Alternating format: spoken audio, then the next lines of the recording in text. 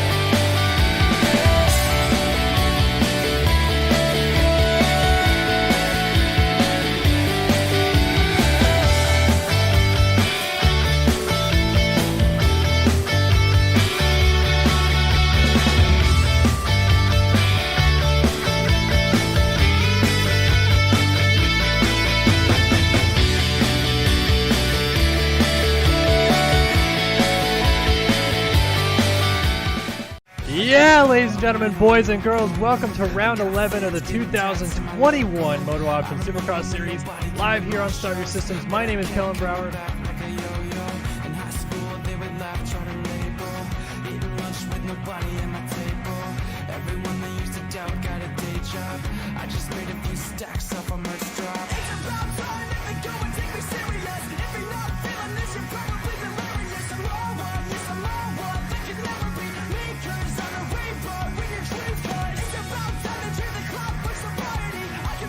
It's the 250 West main event, round 4 of their championship, and it's live right now on Start Your System.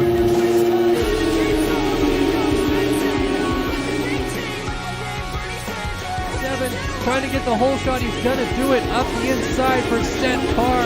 RaceFactoryGaming.com whole shot award. He's going to get jumped over perhaps on the inside. Goes Gerst, and Carr lays it down and goes down.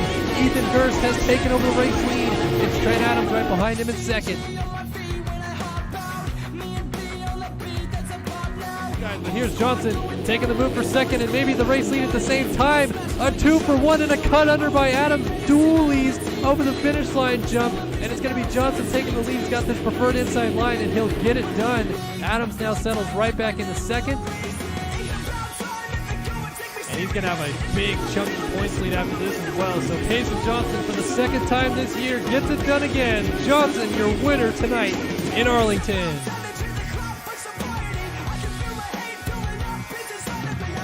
It's the Arlington 2 Supercross in MX Sim, and it starts right now.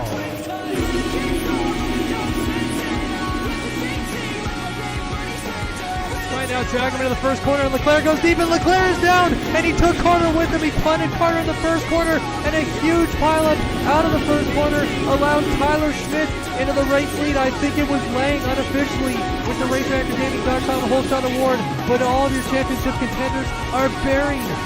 Back as well as Schmidt goes down, and Chase Blakely takes the race lead.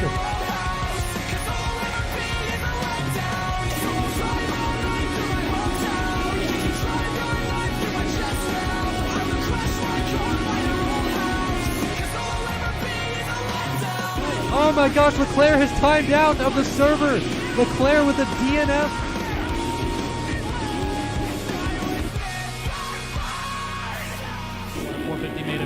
Mitchell quads up the inside for the race lead and gets it on Blakely. Oh, and then he goes down. Blakely to the race lead again. And here it is, folks. The first time in his career, Chase Blakely is a winner in Race Factory Gaming Supercross as he wins Arlington 2. Unbelievable. Braden Carter all the way up to second. Jack Haley rounds out the podium. Luke Sullivan going to end up in the 4th spot in this one. A great late charge for him. Castellaneta, even though he misses out on the podium, I'm sure he'll be pretty pumped with the top 5. Yeah, ladies and gentlemen, boys and girls, welcome into round 12 of the 2021 MotoOption Supercross Series live here on Start Your Systems. My name is Kellen Brower here in the booth tonight, bringing you guys the action from the 3rd round in Arlington. And boy, we have a very exciting night of racing on hand for you guys here tonight. All the usuals, the heat racing action, the LCQs, and those main events, and a 450 championship that looks a whole lot different now than it did when we entered Arlington just a few rounds ago. So let's take a look at our season schedule before we get into tonight's action to kind of highlight where we are and where we're going in this championship. There's only going to be 5 rounds left after tonight's racing, so this could be a pivotal moment in this 450 championship to see whether or not Braden Carter can stretch this thing out and maybe put himself in the catbird seat to move into the position to win this championship down the stretch, basically, as we're here in Arlington again for the 3rd time here on March 24th, but then a week break next week, our only week off that we're going to have all year long in MotoOption Supercross competition. Then we'll be back on April 7th at Atlanta Motor Speedway, those 3 rounds in Atlanta Motor Speedway spread across 3 weeks, and then those final 2 rounds in Salt Lake City to end up on May 5th. And we're getting down to the nitty-gritty of this championship, especially in this 250 West championship as well. We're moving kind of into the second half of their season. 4 rounds have already gone down. 4 rounds still remain before that East-West showdown in Salt Lake City, but a lot to talk about still in both divisions, of course. Before we get into that, though, let's go ahead and take a look at some qualifying times from here tonight. I get a quick refresh on this. And it looks like Alexis Leclerc, who last week had a bit of an issue, apparently, according to Leclerc at least, he had a DDoS attack, a distributed denial of service attack on his internet that lagged him out of the main event. So that means somebody basically maliciously attacked Leclerc's internet so that he could not finish the main event. It goes in the books as a mechanical DNF, but suddenly Leclerc now way on the back foot in this championship when he led it just a few rounds ago. But he's back here tonight with a vengeance with a 54.296, ties Isaiah Dickerson, who's also back here tonight for the fastest qualifying time. Colby Eaglin also right up there as well. Lang and Haley in the mix as well. And then your championship leader, Carter, down there in 10th in qualifying, so not necessarily the position he was hoping to be in. In this 250 West division, definitely seems like Rogers and Johnson are separating themselves from the group, not just in qualifying, but in the championship as well, after Tyron Tomic unfortunately missed that main event last week. So let's take a look at our championship standings to kind of highlight where things are right now.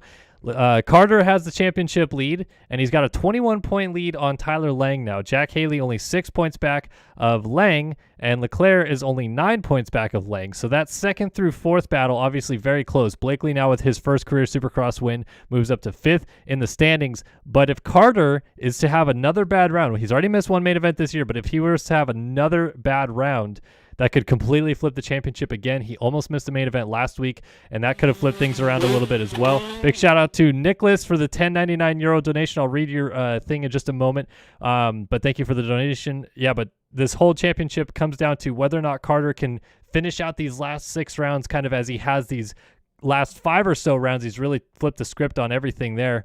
But again, so here is that championship battle in this 250 West division. Rogers with a rough round last week, lost a lot of points, but he's still within somewhat of a striking distance, 14 points down on Johnson. Jaden Wilson leapfrogs Tomic, as does Ethan Gerst. Tomic missed in the main event last week, and those guys jump into 3rd and 4th respectively in the championship. So lot of racing on hand here tonight and a lot of interesting storylines to follow, no question about it.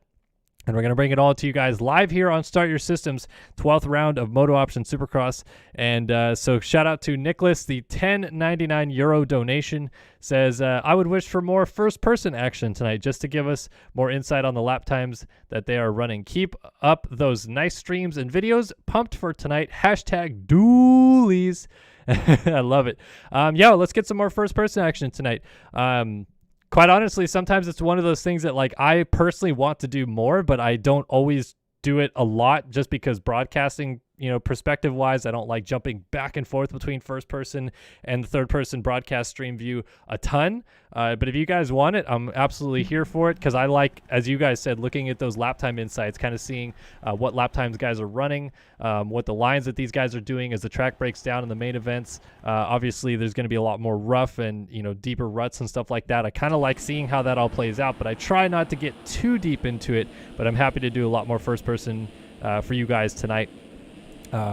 So that we can kind of keep some tabs on that stuff. So thank you again, Nicholas, and yes, more first person indeed. All right, so 250 West, heat number 1 on the gate here coming up there on their little parade lap right now. We got Seth Harnish-Feger, Elliot Person, Brandon Nygren, Trevor Burns, Kevin Gonzalez, Joe Wagner, Anthony Twiddle, Daniel Paz, Alex Kerr, Kevin Forzak, and Nathan Guy, Dylan Smith, Tanner Rogers is in this one. We got Zoa Cross, Neil Fitzpatrick, Alex Helms, Bryce Whelan, and that looks to be all of our runners.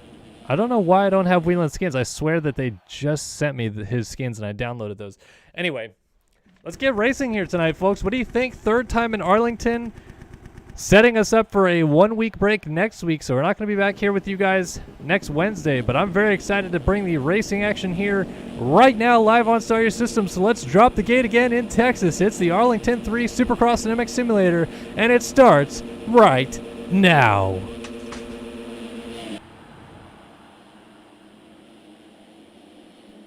Well, looks like we chose the right guy into the first turn. Trevor Burns on the Panini Motorsports racing team gets out front early on, but wheeling up the inside on the 25 may have just snuck that hole shot in. Tomic on the 41 may jump off track, but he's going to get past a double pass. Dylan Smith on the JDR machine comes up the inside, and Tomic's going to try to go back around him. They might jump around over the 50, and it's going to be Dylan Smith in the lead as Tomic goes down, and Wheelan, he's going to settle into that 2 spot. So a couple of passes being made right there. And now Smith goes down. So more problems as Wheelan goes to the race lead momentarily. He comes up short, though, so couldn't quite get the downside of that jump there. So it's going to be Wheelan from Fitzpatrick and Cross early on. Cross going to go over the top of Fitzpatrick, who could not get the drive for that Supercross triple. And a nice move in the end by Cross as you see them work their way into this sand section, which has some pre-made ruts in it tonight on those double jumps, something that you don't often see that much anymore. In Race Factory Gaming competition. You do see it a little bit more outdoors, but definitely in Supercross, not common to see pre-made ruts too deeply built into a jump or just flat up on the ground, because obviously the road system will tear into the ground a little bit, which is something we didn't have until 2017 in this game. So interesting to see how those doubles will break down on the night, and Cross able to move his way up into the 2 spot early on, and it might give him a chance to catch up to Bryce Wheelan here, who's looking strong out front on that number 25 EVP machine. Interested to see these 250 guys are going inside, and they created an option line in-game for this track that the real-life guys didn't really have, which is going over that first tabletop out of the corner. I'm sure they could have done it in real life if they wanted to, but it just seems like the lines didn't work out that way. So Wheelan going with the over line and then the triple double line through the corner. He's going to miss the finish line jump here. That's going to allow Neil Fitzpatrick to close down a little bit, and Zoa Cross has lost the spot, but his teammate Tanner Rogers is closing down. You guys asked for some more on-board camera action, so let's go on board with the former points leader as his teammate Cross goes flying over the berm. A 59-1 for Rogers right here, and this is just going to give you guys an early perspective of what this track looks like. Oh, that's going to be a mistake, though. Rogers slides the rear end coming out of the corner, and those guys are able to go 2 quad and then 3 out, just like in real life. So around the outside, a couple riders coming in. The 31 machine of Kevin Gonzalez is going to sneak up into the picture here. So these guys double down, step on, step off, quad out. Curious to see if the 450 boys going to be able to triple over and then jump that entire table-to-table section like they were in real life. Rogers up the inside for second. It's going to get it done. A nice move on Gonzalez, who left the door wide open after the whoop section. Now Rogers up the inside, that over table triple double line, and it's going to set him up a little bit better to do this triple from the inside as well, especially on a 250F. Hard to get that drive down out of the corner. So swinging around and into that sand section, just a little double in, then double the outside, keep the drive down, and even with a little bit of a mistake there coming out of that first corner, a 1 flat .2 for Rogers, who now sits 7 seconds down of your race leader Wheelan, continuing to put the laps in out front. So Gonzalez now settles into third. It's Burns running here in the 4th spot. Holmes is now sitting in 5th. Zoe Cross in 6th. Nathan Guy 7th. Tyron Tomic is up to 8th. In a battle for the final transfer spot, Neil Fitzpatrick has Seth Harnischfeger right behind him and a host of other riders. You see 3 or 4 guys there in the background. Harnischfeger not able to get the quad, so Fitzpatrick going to open up the gap, and here comes Brandon Nygren on the 150 or on the outside. Harnischfeger with a good block, but then Nygren cuts underneath and takes them both down. It might have been a little bit of a cross-up from Harnischfeger coming out of the corner trying to block the line out, but then just was a little bit too late to the punch, and both of them now going down allows Kevin Verzaka through into 10th, so he's going to work on moving forward here to challenge for that final transfer spot. And here's that different option, though, on, off around the outside, and then triple, and you want to go triple over this, and then single to the corner, which is basically what they were doing in real life there on Saturday night. But again, if you've never joined us here on MotoOption Supercross, typically speaking, these races are run the Wednesdays before the real life races, but these triple headers this year have thrown a bit of a wrench in the plan, and Race Factory was not able to I think that it was more of a case of just wanting to make sure the series was run smoothly as they originally had planned it. So they were just going to do 1 round per week instead of trying to do 2 or 3 rounds to kind of meet up with that triple header thing. So we're 1 round behind now, but normally we are a little bit ahead. So they build these tracks off of the blueprints that come out from Feld Entertainment, obviously, before the season. And that sometimes means that you don't always exactly have the exact same racetrack that is raced on Saturday night. Now, obviously, there was a race that was run on Saturday, and they could have updated the track a little bit. I believe they did actually make a few subtle changes to the track from the original build, but still not always going to be 100% accurate to what you see being raced on Saturday, because normally speaking, we race these before the races, so the track obviously can change on the weekend, and those guys can't really adapt to that because the race will have already been run. So just a little insight on how these tracks are made, and a lot of time goes into prepping these tracks every week as well. It's not as simple as just, basically laying down a terrain and throwing decals on it. This is a long process to build every single track. They do it 17 times a year. And another round here for us tonight, as Nathan Guy still has Fitzpatrick right behind him, and they've opened up a small gap on Frazaka, but not too big. Bigger battle here between Tomic and Brandon Holmes. Tomic going to go up the inside and take down Brandon Holmes. Oh, just an aggressive pass by the Australian, and that's going to allow Frazaka through into the final transfer spot. I'm sure Holmes is wondering what that was all about, and now Frazaka has a lot of room to work with as Holmes is going to re-enter the track just to the outside there of Joe Wagner. But Tomic up the inside on the whoops, taking no prisoners in this one, and maybe rightfully so after Tomic could not quite make it into the main event last week and may have cost himself a chance at the championship because of that. I think this round he is essentially saying to everybody else, I'm making the main event at any cost, and that basically means if you're in my way, you're getting put on the ground. So here comes Tomic now working up to the 31 of Frazaka as time has now expired and Frazaka goes down. So that's Gonzalez, not Frazaka. Gonzalez down. Fitzpatrick goes by, and that was Frazaka going by for 8th. So Gonzalez gets up still in a transfer spot, but definitely a lot of time lost. Oh, and more riders down. That's Nathan Guy down on the left side of the whoops. Let's see if he gets up still in a transfer. Not quite, and he's going to cut the track very aggressively there. That will definitely earn him some cuts post-race. So Brandon Holmes moves into the final transfer spot, but Nathan Guy is not going to want to let this one go too easily, and he is going to close right back up onto the 46 here. Actually got the triple a little bit cleaner, so here we go. This might be interesting with a lap to go coming up here. White flag has waved for your race leaders. Nathan Guy, interesting to go inside with the roll line there. Scrubbing down the finish line jump. Does he have a spot sized up perhaps that he wants to make an aggressive pass on Holmes? Maybe he's just going to go up the inside into the first corner. No, backs out of the challenge. Holmes shuts the door. So what does he do? Double in, quad over. Holmes is nose high. Nathan Guy gets the drive much better up the inside for the final transfer spot. Contact, and they're both stuck up in the corner. So Brandon Nygren is going to take full advantage of that to go down to the inside and take over that 9th spot. Meanwhile, up front, Tanner Rogers takes the race victory. Bryce Wheelam settles for 2nd in this one. It's Burns 3rd. Tomic 4th. Cross is getting up in 5th. Fitzpatrick 6th. Frazaka back to 7th. Gonzalez now in 8th. And here is Nygren in 9th with Nathan Guy and Brandon Holmes both trying to run these guys down. They're triple singling in, and Nygren might just have enough time to work with here as Nathan Guy trying desperately to close that gap down. But in the end, it looks like Nygren is just going to make it in, and Holmes with Guy across the line, about a second back for both of those riders. And I'm sure Holmes is going to be wondering what the heck happened in that heat race. He basically got taken out twice. So meanwhile, it was the 502 of Paz crossing in 12th. Harnischfeger ended up there in 13th. Wagner 14th in this one. Braden Tharp ends up 15th. 16th is going to be Anthony Twiddle. 17th for Dylan Smith. 18th Kerr. 19th Person. And 20th Alex Helms did not finish this race. Let's take a look at those cuts. And it looks like Holmes does leapfrog past Guy, but not enough for the transfer spot. So it's going to be Nygren, Cross, Gonzalez, Frazaka, Fitzpatrick, Burns, Tomic, Whelan, and Rogers heading to the main event.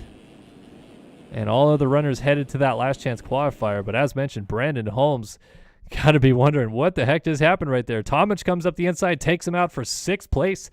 in the whoops with about 3 laps to go. And then obviously for a transfer spot, about anything is going to go there on that last lap of the race. But in the end, gets taken out again and ends up 10th in this one. So unfortunate there for Holmes. But now moving on to this second 250 West heat race, we're going to see our championship leader, Payson Johnson, in this one.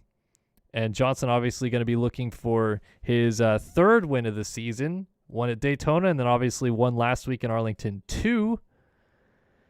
And 250 West Heat number 2 is going to be brought to you by OG El Paco on Twitch. Streams in his free time and is a proud sponsor of Race Factory Gaming. He says feel free to stop by and hang out whenever you guys want. Just streams some games over there. OG El Paco on Twitch. I believe that's twitch.tv/OG El Paco.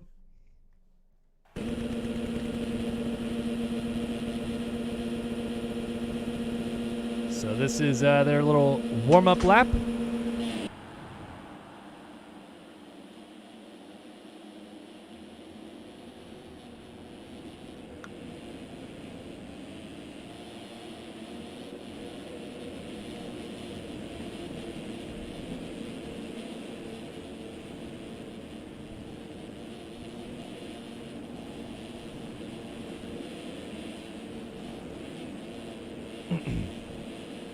I see you guys in chat debating or discussing whether or not I'm any good at this. I am no longer any good at this game, unfortunately. But I'd like to think I was pretty good for a little while there.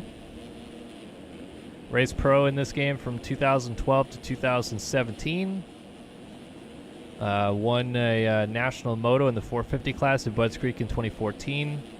And 2 EU Supercross main events on a 450. Pretty proud of those.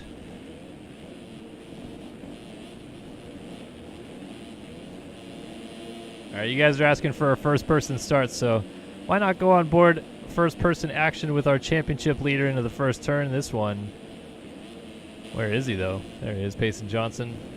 It's like he's just sitting on the backside of this jump.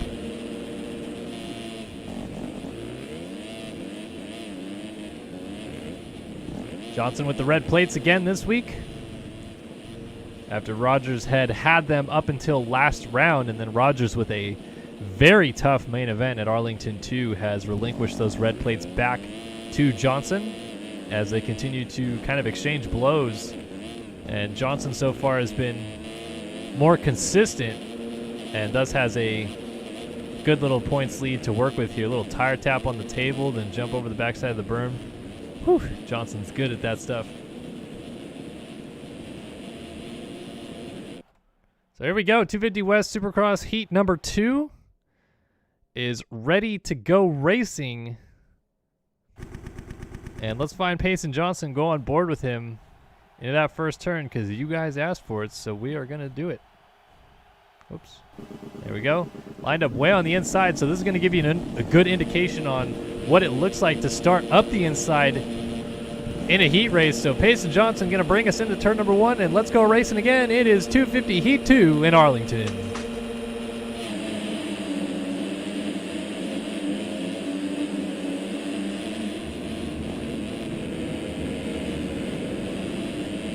And it's going to be Johnson grabbing the early lead. Him and Jaden Wilson came into that first corner side by side. Wilson overran the turn just slightly, and Johnson able to sneak up the inside. He's going to go triple in over the second table and double out. So just like we expected the 450 guys to potentially do it, Johnson able to do it on the first lap of the race here in 250 heat number 2. And he's trying to match Rogers, of course, who won that first heat race. So your two championship contenders maybe looking to win both of their heat races respectively, and maybe, just maybe, start next to each other in the main event. Wouldn't that be something? But Johnson, a very, very clean first lap, already opening up a little bit of a gap here out to just about 2 seconds to complete lap number 1, and Johnson over the finish line checks in out front. A nice early lead for your championship leader. Ethan Gerst now settles into second. It's Jaden Wilson there in third, Kyle Carpenter in fourth, John Heilman runs in fifth. It's Dylan Cavacuti in 6th, Brett Thomas 7th, Caden Speck in 8th, and Dylan Love in your final transfer spot as Lane Wofford trying to close that gap down.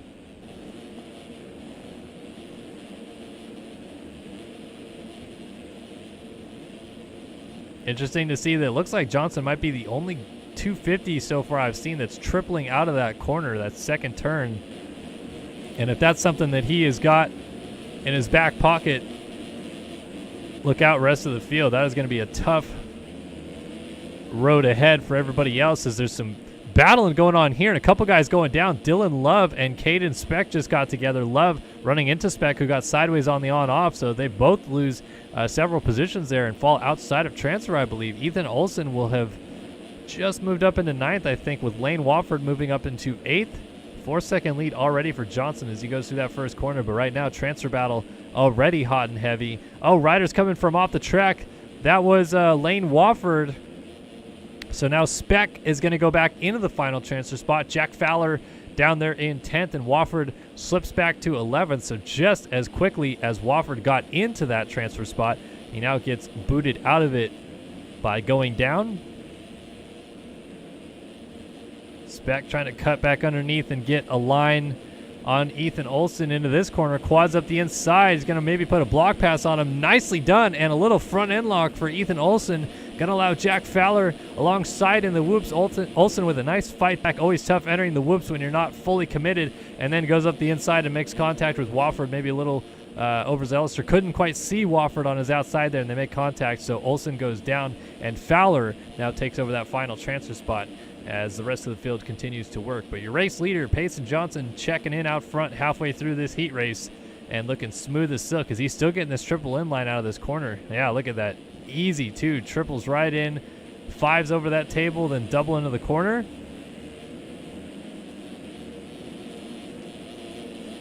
Look at how fast he is attacking those whoops, jumping the rhythms with ease, honestly. 7-second race lead already. And we're only 3 minutes into this thing. Like I said, if he has got a line like that out of the second turn dialed in his back pocket, look out rest of the field. I'm curious to see. I know the 450 guys can triple on, triple off the first table in the first rhythm section, just like in real life. The only reason I know it is because I did it when I was practicing the track a little earlier today. And if I can do it, these guys can do it. So I wonder if Johnson's trying that as well. No, it looks like he's just going to tuck to the inside and go for the double in.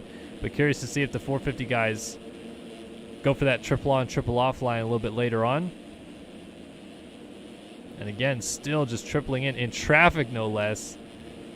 Likes to go for the on-off, double up the inside. Down. Oh, Ryder's down, and Johnson gets collected. A 55.8, though, with Johnson out front, as I just went to switch to look at his lap times. But there you go. Johnson went down and still gets up in the race lead, so that just gives you an indication of how far out front he already was. Wilson in second here, wondering what the heck just happened to cause that gap to basically go down in half, but still not get the race lead. It's Kyle Carpenter in third, Heilman here in fourth, with Gerst trying to sneak up the inside in fifth. A nice battle here for the 4 spot.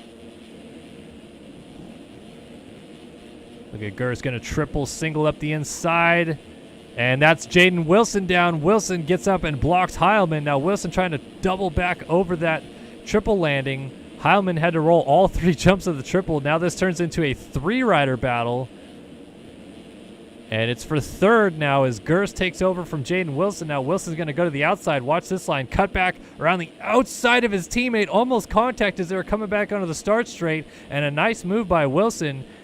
Gerst trying to go back to work, and you can still see Heilman there in the background. But how about Cavacuti now on the 94? He's trying to close up and get up here on John Heilman on the 73.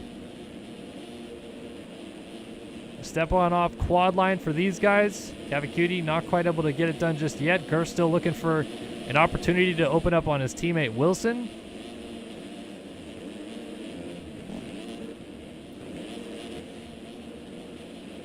Heilman with the step off, triple.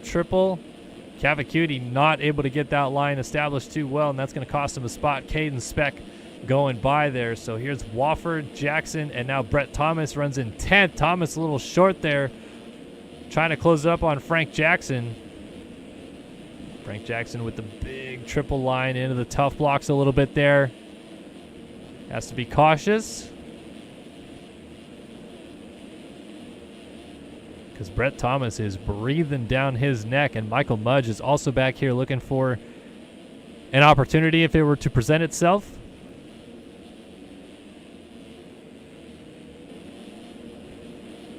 It's like a battle brewing up ahead, perhaps, for second. Oh, and just as I get there, there was contact between Jaden Wilson and Copeland. So Gerst now goes by Heilman as well. Speck has now moved up to third, actually around the outside of Heilman. I'm sorry, that's Carpenter on the 39. Always get him and Copeland confused, those Tagger Design teammates, as Johnson takes the white flag out front. Lap Rider stuck on the inside there, but this battle still raging on for second. Not over yet, as Caden Speck has clawed his way forward here, but just made a big mistake there, and that's going to allow Heilman to close right up. Carpenter's still there as well. Little 4-rider train battling for second. 5-rider train if you include Cavacuti back there in the 6th spot. So 2, 3, 4, 5, 6 all basically in a line right now as Johnson continues to stretch it out front. Nobody in this group seeming to triple in. So they will stay where they are. Meanwhile, Payson Johnson, despite a little crash halfway through, taking a wire-to-wire victory out here as Johnson comes down and matches Rogers with a heat race victory here in 250 heat number 2. Gerst, Speck a mistake. Heilman going to go by. This battle continues. Speck going to triple to the outside and try to get a run for the triple. That'll allow him to scrub a little bit harder up the inside of Heilman into this outside berm. Not quite going to get there now. Does Heilman defend the inside into this corner? Does Speck go for it? No. Heilman actually almost slides out. Speck cuts back across. It goes down. He gets into the back of Heilman. He still crosses the line in 5th behind Carpenter. It's Wilson 6th, Cavacuti 7th, Wofford 8th, and Jackson will cross the line in 9th. Cooper Hunt. Oh, gonna go down in 10th, but it doesn't matter. Brett Thomas runs into him as well, the 241. That was a lap rider cutting through there. So Thomas, Mudge, Hunt, Olson, and then Crotty was a lap down. So Kutch just came in. Fowler, Love, Estrella, Wilson, Atkinson, Bro, all mixed in there.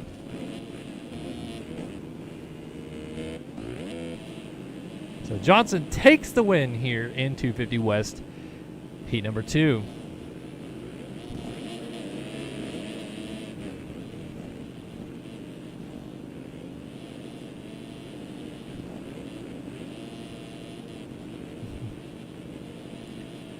All right, moving on to the 450 class coming up next.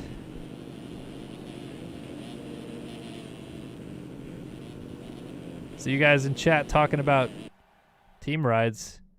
It's so interesting to me how many people, I guess, like pick on Marv or whatever. And I know that maybe he retires at the end of this contract. I get it.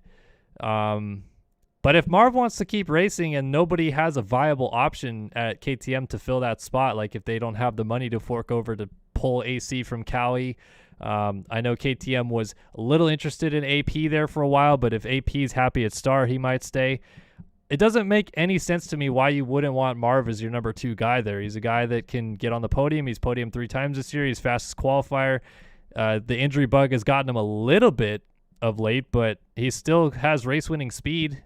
You can't find a team with 2 guys like that right now. You know, AC crashed out hurt, so Cowie can't do that. You kind of have that with Sexton and Roxton, but not really.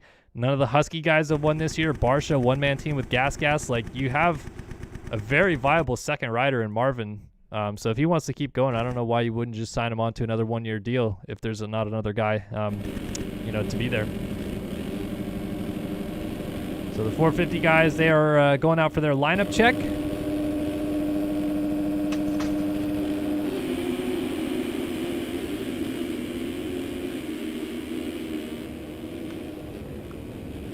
My day is great, Texas Rangers fan. Thank you. How are you doing?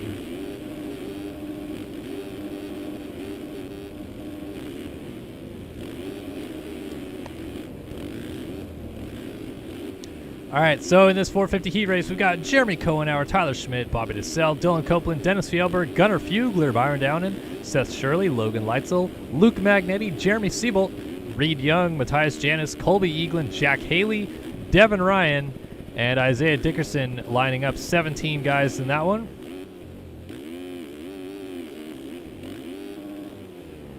Oof, case on the triple for Cohenauer.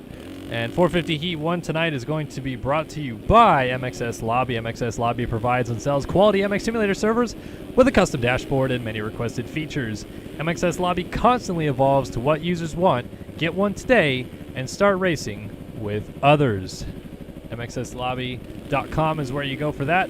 And we're racing in official.mxslobby.com servers tonight, as we usually do.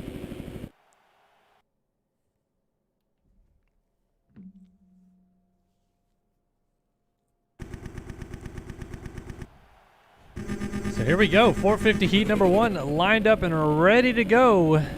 Let's see who's going to get the all-important hole shot in this one. Everybody lined up, getting those revs up and ready to go racing. 450 Heat 1 in Arlington. Fjellberg on the 3 with a good jump. Is he going to control it to the inside of the corner? Cutting underneath, though, a couple other riders. Several went down as well, and it's Leitzel with the early hole shot and the triple on-off, as mentioned earlier on. So Leitzel with the early lead. Haley on the 2 moves into second, and then Fjellberg got put down in that second turn. So Haley, he's going to move right up there into the 2 spot, which is right where he needs to be. Obviously, the focus comes later tonight, though, in the next heat race with Braden Carter, because if Carter can't make it into the main event, then obviously Haley, Lang, and Leclerc would all be licking their chops at that. And Haley has looked like a much better rider the last couple of weeks here. After basically crashing himself out of championship contention, he's slowly worked his way back into it. Now sits 3rd in the championship as well. And he's going to take the race lead away from Leitzel before the end of the first lap. So it's Haley from Leitzel. Janice now moving up into the 3 spot. Bobby DeSalle running in 4th. Tyler Schmidt's moved up to 5th. And Devin Ryan's going to give him a little punt, but Devin Ryan just went down. So Byron Downen moves up to 6th. Luke Magnetti now finds himself into 7th.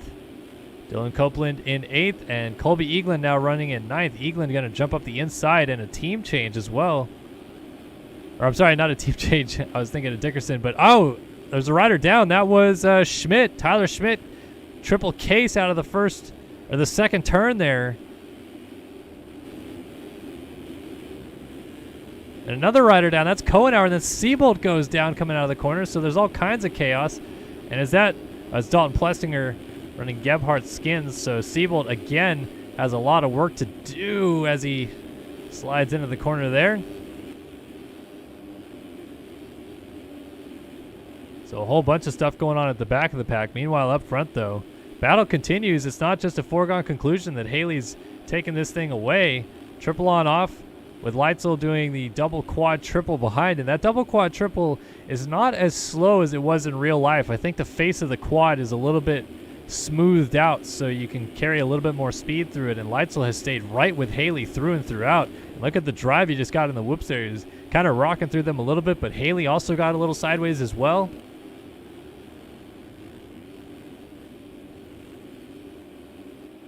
Leitzel trying to triple up to the outside and get a drive for the triple, but Haley kind of getting the preferred option, going over the table, triple, double to the inside before the Supercross triple now opens up a gap for him. So Haley extending his lead from Leitzel. Janice now closing up here from 3rd. Oh, Janice going to slide out after the finish line jump. Just landed off the side of the track, and that rear end caught down the side of the track and then crashing the other way. I think that's Dickerson going down. So his teammate there, both of them laying on the ground across the track from each other. So Magnetti went by, Eagland went by. Janice now settles in right in front of Devin Ryan here. And is that Sullivan? No, it's DeSalle on the Team Nami, I should say, moving into the back of the frame as well.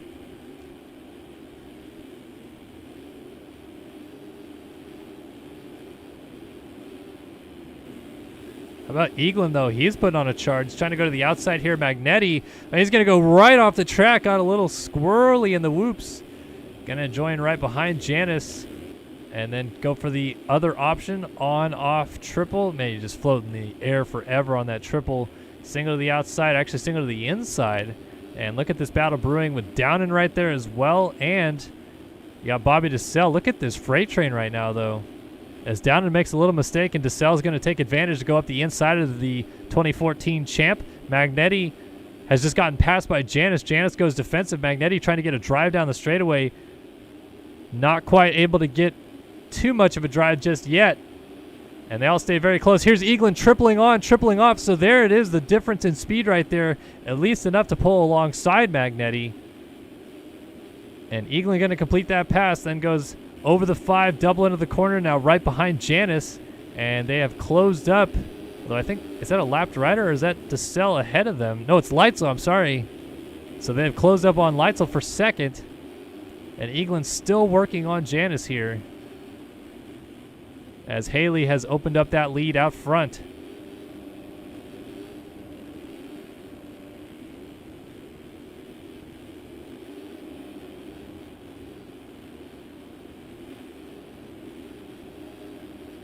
Oh, a little mistake over the finish line jump. Oh, that's actually Dalton Plessinger just getting in the way a little bit there. And Janice slides out of the corner. So that's going to allow Eagland and Magnetti to get up the inside. And maybe Bobby DeSalle. Yeah, so a 3-for-1 pass there on Janice. Going the wrong direction a little bit here. Is DeSalle going to make a nice move up the inside? Now Janice trying to fight back. DeSalle. Oh, I thought he was coming up short on that triple in. But in the end, DeSalle losing some positions, and this freight train continues the march. Now trying to run down Leitzel, as mentioned. 12-second lead for Haley out front. He checks in out front once again. Going over the finish line jump right now, so 5:33-ish on the clock. That means we're going to have 2 laps to go as the white flag will wave next time by. It's still Jack Haley leading from Leitzel. Eagland in 3rd. DeSalle runs in 4th. It's Magnetti in 5th. Janice right behind him in 6th. Copeland runs in 7th. Fjellberg has moved up to 8th, and he's bar to bar with Byron Downen. A couple of guys that won championships in 2014. Downen, the 2014 450 Supercross champ, and Fjellberg, the 250 national champ, as Dalton Plessinger continues to just get in the way while using Walter Gebhardt's skins, and he goes for a punt takeout on Dennis Fjellberg. So Dalton Plessinger definitely will not be racing the rest of the season at this point. With these maneuvers that he's putting out on the track right now. So Downen takes advantage of that, as does Siebold. Siebold, your defending champ, moves up into the final transfer spot.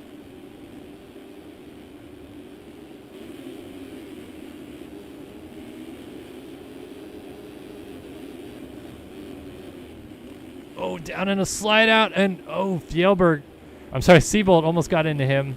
Mine was still on Fjellberg from that incident with Plessinger. White flag has waved, though, for Haley out front. And these two are basically a formality at the moment because Fjellberg has a lot of catching up to do.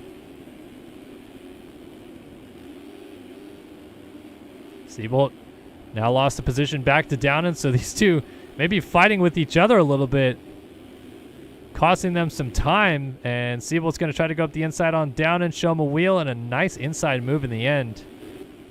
So meanwhile, out front, Jack Haley, although he's going to make a mistake right here and go down, it's not going to cost him the race lead or the race victory. But a nice way to start off his night as he continues to try to march towards a potential second championship. Coming down to the flag, though, it's going to be Haley taking the win, 450, heat number 1 with a backflip to boot over the finish line jump. Eaglin charges all the way up to finish second in this one. Janice with a nice whip over the triple. He's going to get 3rd. It's DeSalle 4th, Leitzel 5th. Copeland back here in 6th with Magnetti jumping over top of him. So Magnetti's going to go to 6th. Copeland back to 7th.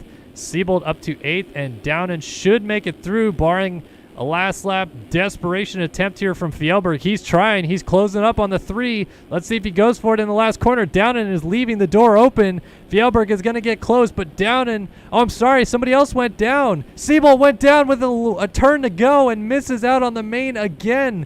So Siebold's misfortune continuing to haunt him. 3 seconds down at the flag. That's going to be too much for Cuts, I think. Devin Ryan going to end up 11th. Seth Shirley and who is that actually? It's Isaiah Dickerson throwing a whip, I should say. Kohenauer, Schmidt, Young, Fugler, and Plessinger all back there as well. So we'll wait for Cuts to come in, but unlikely that Siebold's going to get this transfer spot.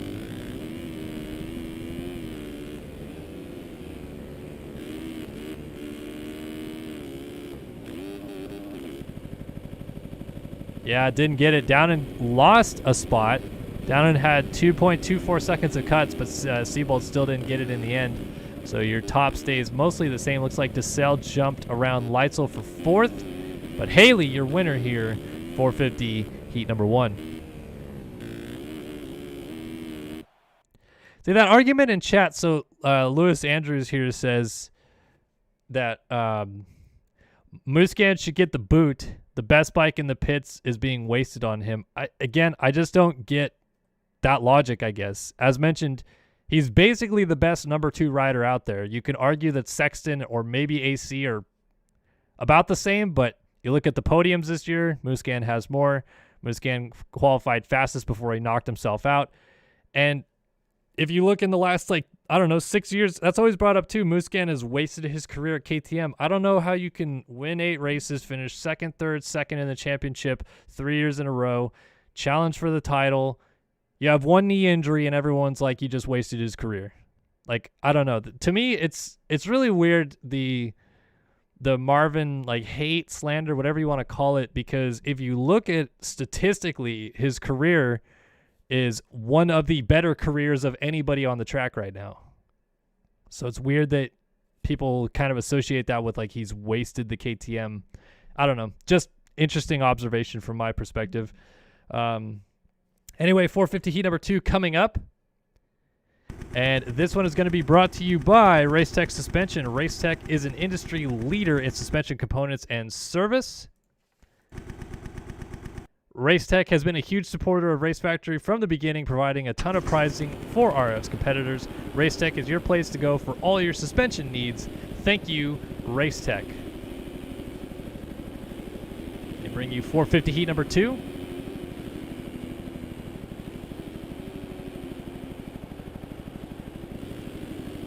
So we got Lang, Klein, Aaron Rockefeller, Daniel Irvine, Caleb Hall, Austin Bear, Luke Sullivan, Casey Ollert, Seth Garrett, Braden Carter, Chase Blakely, Neil Wells, Braden Castaneda, Eduardo Simos, Jacob Hubbard, Jeremy Smith, and Alexis Leclerc in this heat race. And as mentioned, remember, Leclerc had a very rough Arlington 1 and then a DNF.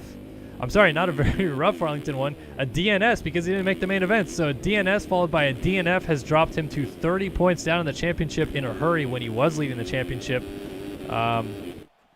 Basically a couple rounds ago. So now he sits 30 points down of Carter and needs to start winning some races here.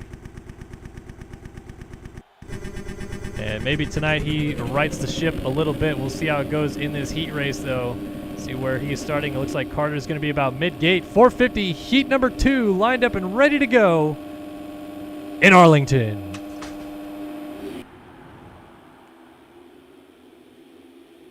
Leclerc and Lang battling for first corner supremacy. It's going to be Leclerc getting there first. Lang tried to fight back and some contact. I think that might have been last week's winner, Blakely, going down, and then Carter goes down in the first rhythm. So this is exactly what we were talking about. The field is a little bit depleted. There's only 17 guys lined up for this heat race, but Carter already putting himself a little bit on the back foot here. Let's see how he rejoins the track. Oh, he's in a bit of a mess here. Blakely, Simos, 96 to Daniel Irvine. Jumping over top of him is another rider. And Blakely, oh, he avoided disaster right there. I think that just moved him, yeah, it did, into the final transfer spot for Carter there.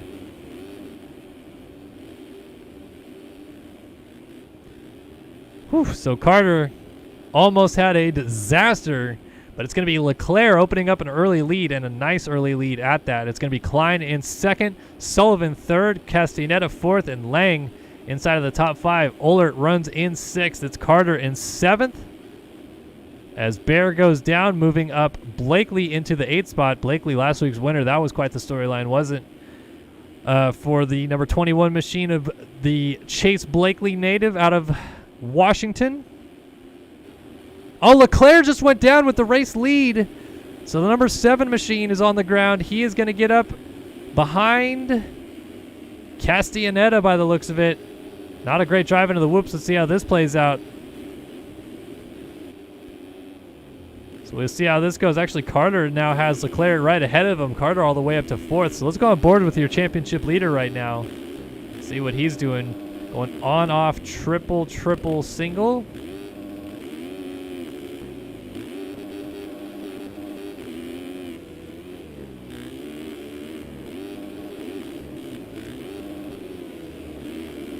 Carter lays down at 56.5. which so far is the fastest lap on track. So let's see what he can do with a clean lap. Actually, let's go on board Leclerc. Leclerc is trying to close up on Castellaneta. He's trying to make some moves, so he's going to go triple on off underneath Castellaneta from the inside, no less. Leclerc doing some ridiculous things as he's kind of known for. So now let's see, can he run down Luke Sullivan for the race lead on this lap and reset fastest lap of the race?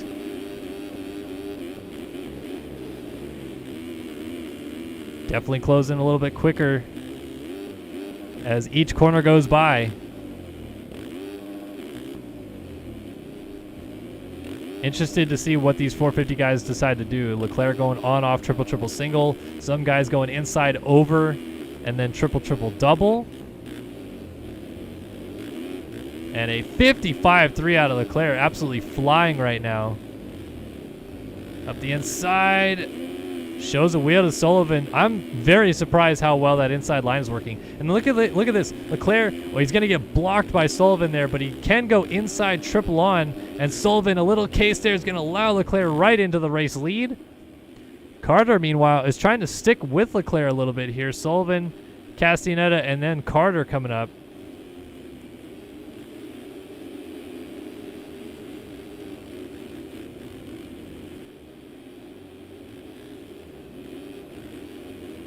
So Carter trying to match Leclerc's pace as down goes Sullivan from the 2 spot. And Carter, you know what? He's actually doing quite a good job of matching Leclerc's pace here. 55.5. He's going to go up the inside of Castellaneta for second here. And now we've got ourselves a little bit of a lap time war perhaps getting put down out front. Carter lays down a 55.2, which resets fastest lap of the race by 1/10. He just gained 6/10 that time by on Leclerc. These guys going inside after the finish line jump. How tight can Carter tuck in this corner, though? Inside, then gets the drive down, but does not triple in. That's the crucial part right there. I think Leclerc's got him dialed right there by tripling on off from the inside. So then triple 5.2.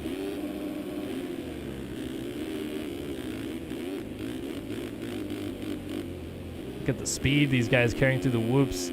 2.7 second lead. I'm curious to see if it goes down, though, this lap.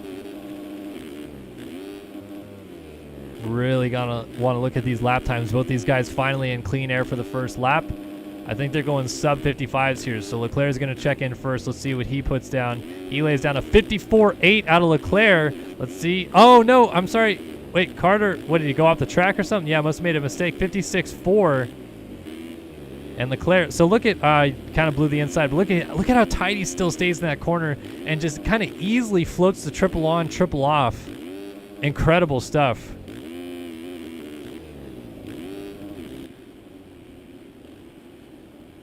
So Leclerc now from Carter, then Castellaneta running in the 3 spot. It's Sullivan right now in 4th. Chase Blakely runs in 5th. Tyler Lang right now is in 6th. Casey Oler in 7th. Caleb Hall in 8th. And Jeremy Smith right now in the final transfer spot. So Lang's going to be an interesting story tonight. Still second in the championship, but he's got a narrow advantage on Haley and Leclerc. And Lang still hasn't won a race this year and has been hovering right in the middle of the championship contention the entire time, but has just not been able to get that top step. Right now, though, Jeremy Smith looking silky smooth in the 9 spot. Sean Klein is way back here, so not really much of a transfer spot battle. Instead, this Lang-Blakely battle might be one of the best on track. 2 guys that, as of a week ago, were both looking for their first career wins. Blakely has been at it significantly longer, though, than Lang. And Blakely finally stamped that ticket off his resume. Was a multi-time outdoor, not only moto, but overall winner to this point of his career, but finally got that 450 Supercross victory. And sure looks like maybe riding with a little bit more confidence now, being able to put the pressure here on Lang.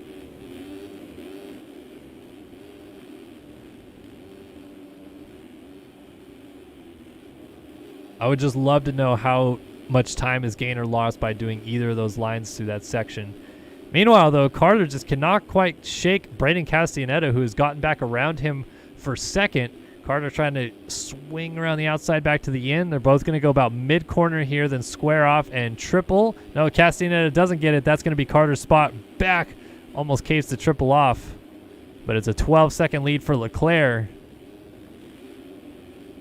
who is just out front, loving every minute of this one. And can he redeem himself tonight after the rough 2 rounds in Arlington so far? I mean, last week was not his fault, obviously, but then missing the main event at the first Arlington was quite rough for Leclerc. So he's trying to right the ship here tonight, and he's doing it in style with a heat race victory here at Arlington 3. Carter going to square off the corner. Finish this one up in second. Castaneda, a very strong ride, will get third. Luke Sullivan in fourth. Tyler Lang in fifth. Chase Blakely will settle for sixth in this one. Jeremy Smith has moved up to seventh. Looks like he'll stay there ahead of Caleb Hall. And Casey Ohlert runs in ninth. Aaron Rockefeller going to try to close that gap down here. Oh, Ohlert just went down, and that's a long fall-off crash because he had to roll down the side of the berm, so Rockefeller just got a gift. Now, can he take advantage of it and make the main? He's going to short the trip a little bit, but a nice landing in the end. And Ohlert going to be kicking himself after a surefire main event transfer goes by the wayside, and Rockefeller takes the final transfer spot. Ohlert ends up 2.3 down at the flag. Jacob Hubbard, he's having to go to the last chance qualifier. Sean Klein will join him as well. Austin Bear, Eduardo Simos, Daniel Irvine, Seth Garrett, and Neil Wells did not finish this race. So let's take a look and see, did cuts change anything? Doesn't appear to be so. And Leclerc picking up the win.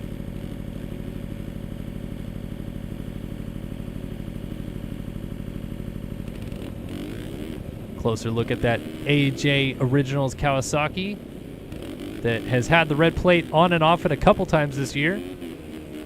30 points down in the championship with 6 rounds to go. I mean, if Leclerc wins out, which isn't completely unfathomable, it's unlikely given Leclerc's track record, but knowing his speed and talent, if he wins out, I mean, this championship could be interesting if Carter can't at least finish second or third basically every round, which, again, he hasn't done. So, I mean, 30 points, it sounds like a lot. It sounds like Carter's got this thing kind of in the bag, if you will, by being 30 points ahead of Leclerc, obviously 27 ahead of Haley, and 21 ahead of Lang. But anything could happen, and I'm sure anything will happen when we go racing later on this evening. But the last chance qualifiers are coming up next. And the 250 Last Chance Qualifier tonight is brought to you by Underground RC, the leader in radio-controlled fun, on-site indoor off-road track and carpet track with a large in-store RC selection. Visit undergroundrc.com or visit their store. Buy yourself some cool stuff. A lot of people get into RC car racing, seems like, of late. I know you guys, when we played VRC Pro on the channel about a month ago, everybody was really hyped on that. We might do that again. But yeah, Underground RC. Proud sponsor of RaceFactoryGaming.com in 2021.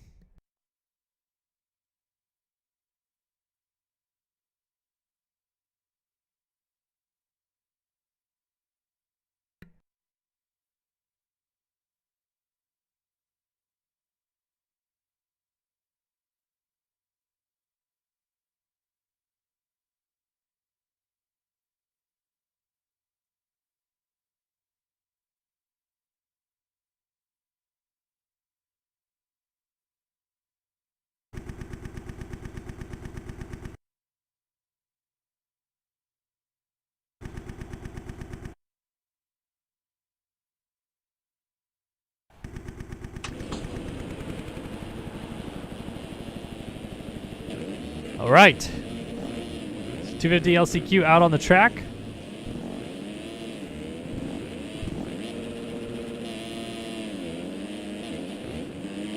Who's going to make it through out of this one? Only 4 go through, and all the other ones headed back to the semi. Nate Brow, Cooper Hunt, Seth Harnischfeger, Brandon Holmes, Adrian Wilson, Anthony Twiddle, Joe Wagner, Seth Crotty, Daniel Paz, Brent Thomas, Nathan Guy, Dylan Love, Elliot Person, Liam Atkinson, Jeremy Estrella, just to name about 15 or so of them.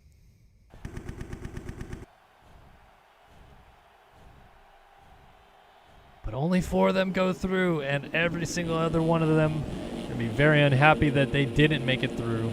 So it's crunch time in Arlington. 250 last chance qualifier to set the gate for the main event, and it starts right now.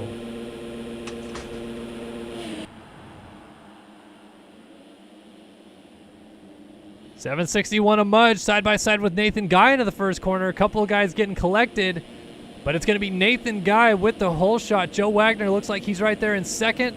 And trying to slice and dice away through the outside there is Alex Kerr. A couple other riders getting hung up. But Kerr, who switched over to the Yamaha this week, the JDR team, normally on that gas machine. But Kerr now moves over to the Yamaha. He moves up in the second. Wagner running in the 3 spot. And Estrella, he starts up in 4th. So Brandon Holmes feels bad, man. Out of the heat race, got taken out twice while in transfer spot. Looking to maybe... just maybe sneak into the main event out of this LCQ. He's got 2 guys right in front of him that he's going to try to pass to do that. First up to work, though, Jeremy Estrella going for the pass here for 4th. Holmes kind of sliding the rear end into the corner there. And Wagner tied up on the inside right there. Oh, and Kerr now finds his way into this battle. Wagner pushes Kerr out, goes down, cutting underneath. Holmes gets into... Wagner and puts him down. Estrella goes up into second. Kerr now finds himself in third, and Holmes is now in 4th. Holmes is trying to triple to the outside of Kerr. Maybe he'll cut back under. No, he gets taken down again. Getting bullied tonight is Brandon Holmes as Atkinson goes into the final transfer spot. Adrian Wilson, Elliott Person, Daniel Paz, Michael Mudge, Braden Tharp. What happened? Brandon Holmes went down twice in that corner. Oh, Brandon Holmes with the double fall off. You hate to see it. And he drops all the way from transfer back to 10th, and he's got a long road ahead of him here to maybe get to Adrian Wilson, who is getting passed right now by Elliott Person, and that's actually for 5th, so that's not even the transfer spot. It's Liam Atkinson right now in the final transfer spot. He's kind of closed that gap down right now onto Kerr. Kerr is right there still on Estrella, and Liam Atkinson cutting the track and putting Kerr on the ground. The Race Factor Gaming officials will surely have a look at that one. Obviously, riders can just be clipped from the main event for aggressive track cutting. We've seen it happen before as Kerr goes for the defensive block on Elliott Person, puts Person onto the ground. But I'm curious to see what happens here as Atkinson now off track and back on, cases the quad. And a little bit of karma there goes down, and then it gets landed on by the 796 of Adrian Wilson. So then Atkinson has to hop over him. And the track cutting coming back to bite him a little bit even harder as he goes down in the whoops. So let's reset things here for just a second. It's Nathan Guy, EVP number 172, leading here 3 minutes in. This is a 5-minute plus 1 lap race. Jeremy Estrella moves into second. Alex Kerr runs in third, and Michael Mudge has moved his way up into 4th. But his teammate Braden Tharp is right behind him.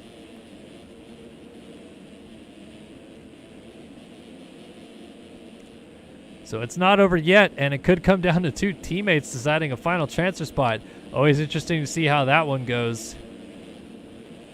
Oftentimes you have teammates hanging out in the same Discord, talking to each other, racing, being competitive, but obviously being teammates, they're likely friendly with each other.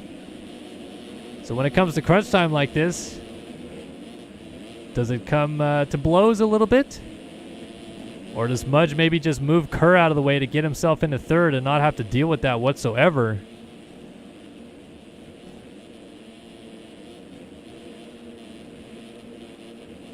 Mudge around the outside. Kerr, defensive riding, puts him into the Davalos bales. That's going to allow Tharp to get through into the final transfer spot. Now Mudge has to go onto the attack as Elliott Person jumps onto his back, and Person goes down again. Now Mudge, he gets sideways and kind of James Stewart Toronto's himself off the side of the track, but he goes down. So Tharp gets a huge advantage there as Seth Crotty, lagging his way through, finds himself up into 5th.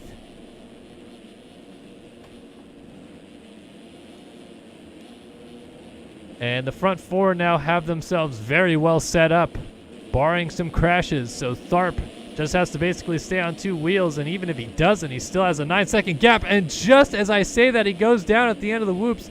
So he's going to get up, and he's going to be right there basically as Crotty comes by. So there goes Seth Crotty for the final transfer spot. So Crotty through, and he is lagging a little bit when we can see it on our screen when he's kind of glitching like that every now and then. It's even worse for the riders having to deal with it in the server. So curious to see how this plays out. Elliott Person finds himself right in the thick of things again as this battle for 5th is a bit raging on, but it's Crotty on the bubble.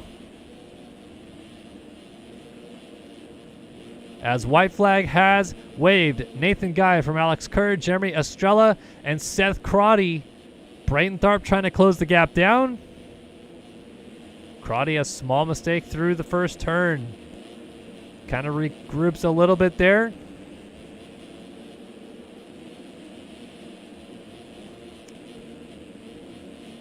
So far, Seth Crotty has looked very smooth, but Tharp is trying to close down. Coming down to the whoops here.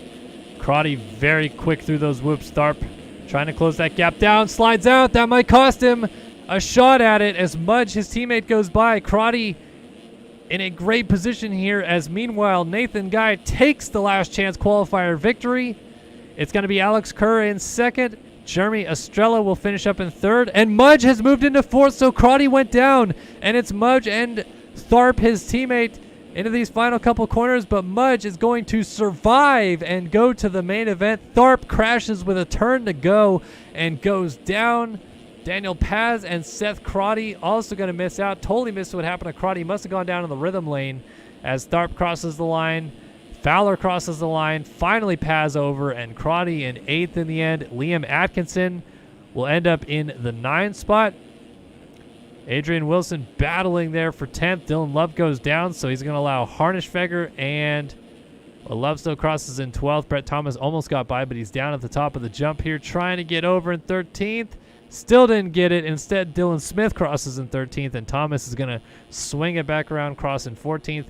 Nate Brow, Elliott Person, Brandon Holmes, Alex Helms, Joe Wagner, Ethan Olson, Cooper Hunt, Anthony Twiddle, also not finishing this race. So we'll take a look and see cuts.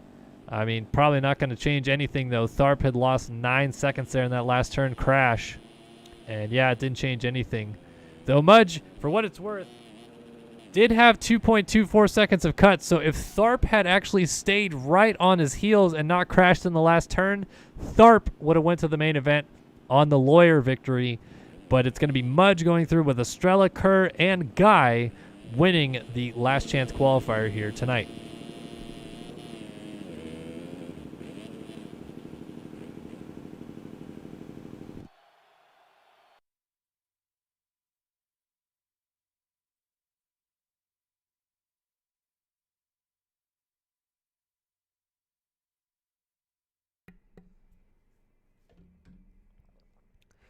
All right, 450 LCQ time, and we do have a couple of heavy hitters to talk about in here, including, Siebold did just squeak through there at the end. So Siebold did make it to the main event, fortunately for him, but this 450 last chance qualifier tonight, it's going to be brought to you by the folks at Phil's Ski and Snowboard. Phil's Ski and Snowboard is your one-stop shop for all things ski and snowboard. They have over 35 years of industry experience, along with a youthful and knowledgeable staff, giving you the best experience you can find in Orange County. Whether it's tune-ups and repairs, seasonal leases, retail, or just giving you information on the latest and greatest equipment, they are here to make sure you get the most out of your winter. Phil's Ski and Snowboard bringing you 450 last chance qualifier action tonight in Arlington.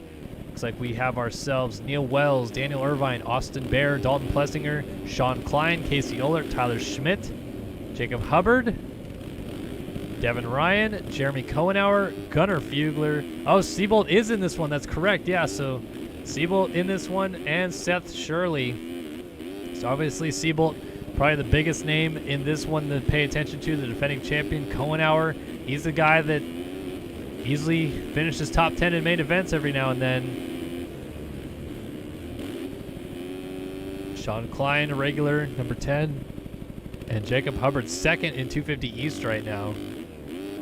Looked really strong when he moved up to 450s for the first couple rounds, but things have not exactly swung his way of late.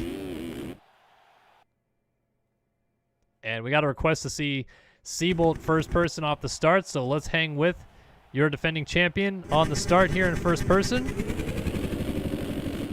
Again, up the inside, so just like his teammate Johnson earlier on, but let's go racing again. It's the 450 LCQ, and it happens right now in Arlington.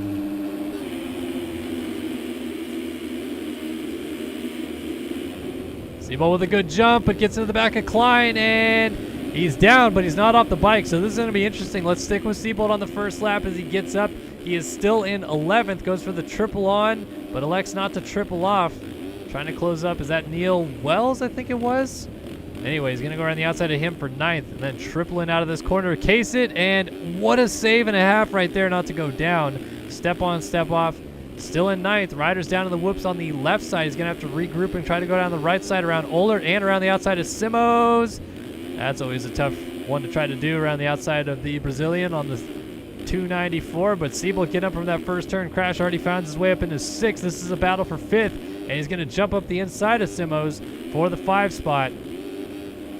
So Seabolt on the move, trying to get up into 4th. And interesting to see where it all lays down. It's going to be Austin Bear running in 4th at the end of the first lap, Devin Ryan, Reed Young, and Dalton Plessinger. So Plessinger, after being a little bit naughty in his heat race, trying to turn things around in this last chance qualifier, jumping off the track, but has a nice lead so far. Reed Young running in 2nd, Devin Ryan in 3rd, and Bear in 4th as Seabolt trying to close that gap down.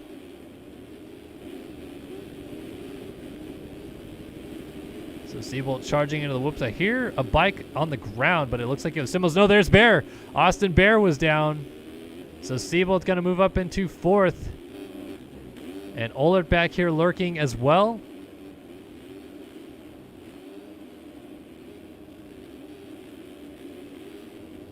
So it's still Plessinger. Battle for 2nd going on. Reed Young and Devin Ryan. Young going to get the spot. Ryan going to try to fight back after the finish line jump. He's going to go inside on that 108.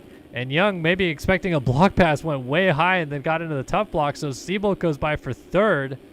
And, Plessinger has lost the lead. So Ryan from Seabolt now. Seabolt moves up to 2nd. Devin Ryan takes over the race lead. And let's see if Seabolt can close this gap down and take over the race lead himself. A little short on the triple in, but still gets the 5, no problem. And then Seabolt's so good in the whoops, trying to get up the inside here of Devin Ryan. Can't quite get there just yet. The inside, step on, step off. Triple single. Oh, Devin Ryan, absolute filth. Almost dualies. Not quite side by side. I like both of them throwing big old whips in the LCQ here. Still a lot of racing left to go. Ryder down out of 4th. That was Plessinger going down. So Dalton Plessinger coughs up the final transfer spot to Casey Ohlert. And battle for the lead. Seabolt up the inside of Ryan and then lays it down. So Ryan goes right back by. Seabolt just can't quite get that pass completed. Trying to go up the inside here. Oh, he's casing that triple hard, though. So here comes Reed Young on the 37, trying to close it down. So it's Ryan from Seabolt, and then a gap now back to Ohlert, and then Bear. So Reed Young made a mistake, and now Austin Bear moves into the final transfer spot. Young on that 37 getting sideways, and he's going to go down again, and Seabolt was down. So Seabolt has dropped back to 4th as Plessinger goes around Reed Young. And now Hubbard, he's coming in backwards. Nobody wants to go through in this one. Just a tough night for a lot of these guys.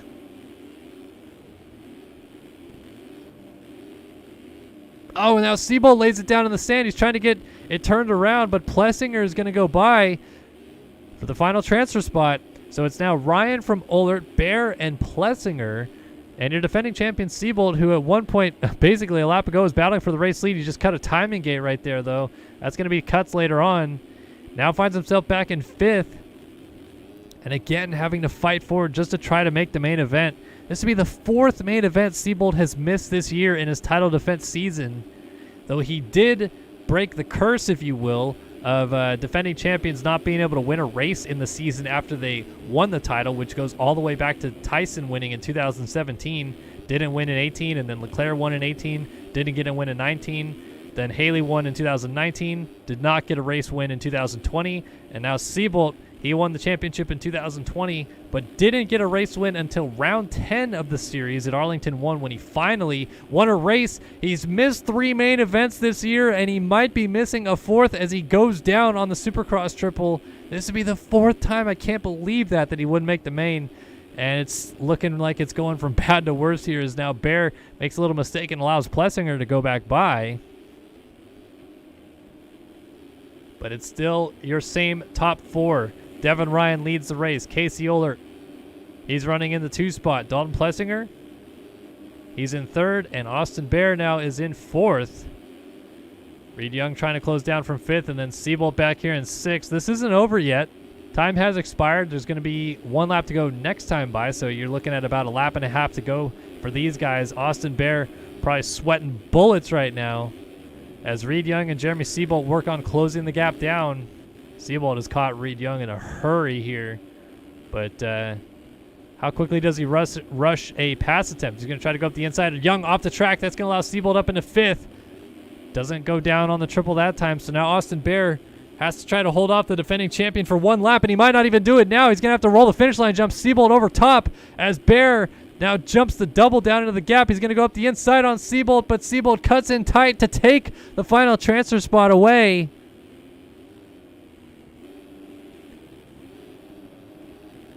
Nicely done for Seabolt to regroup here, but he's, gonna go down. He's still on the bike. He is still on the bike, crucially, but Bear makes the pass and gets the rhythm clean going the other direction. Seabolt, he's going to be right there, though. This is going to be so interesting to watch as Bear trying to survive through the whoops here on the last lap. Seabolt charging around the outside. It's Ryan from Ohlert, Plessinger right behind Ohlert, and then this Bear-Seabolt battle. Look at this battle for second. Plessinger up the inside on Ohlert, goes for the kill, doesn't get it. Devin Ryan is going to win the LCQ, and Bear and Seabolt with a couple corners to go. Seabolt might miss the main. He slides out in the sand. Bear with 1 turn to go. Although he cuts the track, Seabolt had cuts too. No, somebody else went down. Who went down? Ohlert missed the finish. Casey Ohlert just finished the race by going backwards over the finish line jump, and he missed the finish line jump. So Seabolt, what the heck? He got in. Seabolt was straight up going to miss the main event by 1.4 seconds as Bear had him in the last section. But it's going to be Ryan winning from Plessinger, and cuts confirm it. Even Seabolt's cuts, 1.5 seconds of cuts in the end, doesn't cost him a chance for the main event. Wow, Casey Ohlert. I'm so curious to know what he did in that final corner. It probably just caught it off screen. But Ohlert, who had basically the transfer spot locked up, just had to cross the finish line jump, missed the finish. And Seabolt takes advantage of it by going to the main event by 1.6 seconds after cuts. Seabolt almost still lost it on cuts because of that cut he did after the finish line jump. But if Ohlert didn't miss the finish line, Seabolt straight up would not have made the main event just now. Instead goes through with 20-second gate pick. So how about that?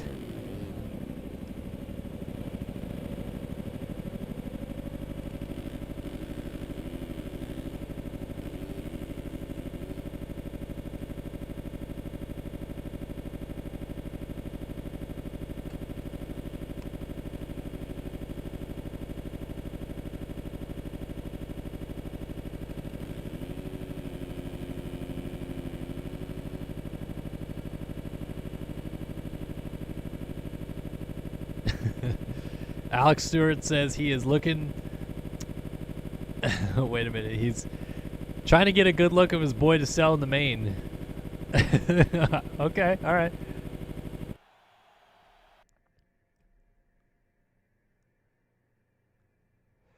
Trev Dog, the best way I've seen to contact Race Factory is get connected on their Discord. I think they have a link to their Discord on racefactorygaming.com.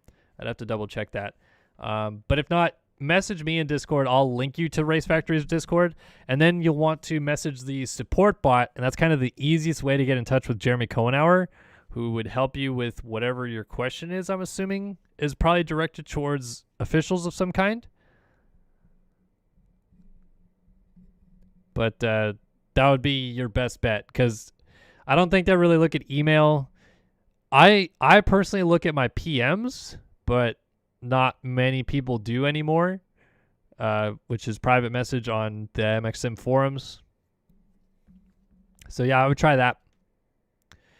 All right, 250 main event. This is round 5 of the 250 West Championship coming up. Their halfway point of the season.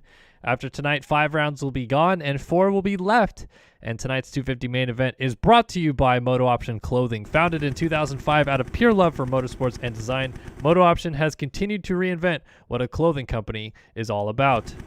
They pride themselves on staying true and giving back to the sports that support them. They support local tracks and organizations, as well as maintain a large athlete sponsorship program.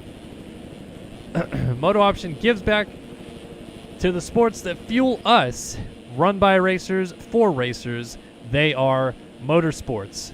And for the 11th year running, they are the title sponsor of MotoOption Supercross, and they bring you tonight's action in the 250 West season, their 5th round of the season here at Arlington 3.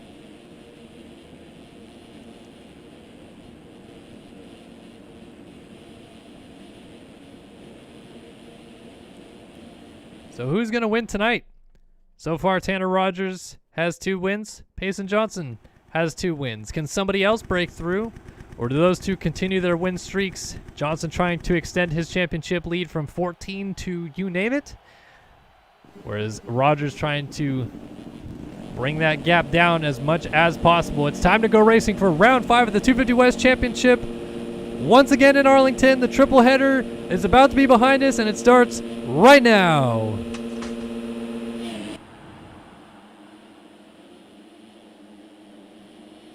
Close action into the first corner. Whelan, Johnson, side by side. Bryce Whelan picks up the RacerActorGaming.com whole shot award as he takes the lead. It's going to be Cross on the 27, moving into second, and Johnson right up there in third early on. I did not see Rogers. I think Rogers may have been buried about mid-pack, but it's Whelan who has looked great here tonight. Out front early on, Johnson trying to go to work on Cross for second. Already at the end of the whoops, it's Burns up there in the 4th spot, and John Heilman rounds out the top 5. How about it for Bryce Whelan, though, the fast Canadian on the EVP number 25 with the early race lead. Here's Johnson working on Cross around the outside. Can't quite get it, though. Oh, a little mistake, though, for Cross. Oh, and Cross, he almost went through the front door. He comes up short and goes down. Johnson cuts the track a little bit to avoid hitting him. And here is Rogers as Heilman goes down.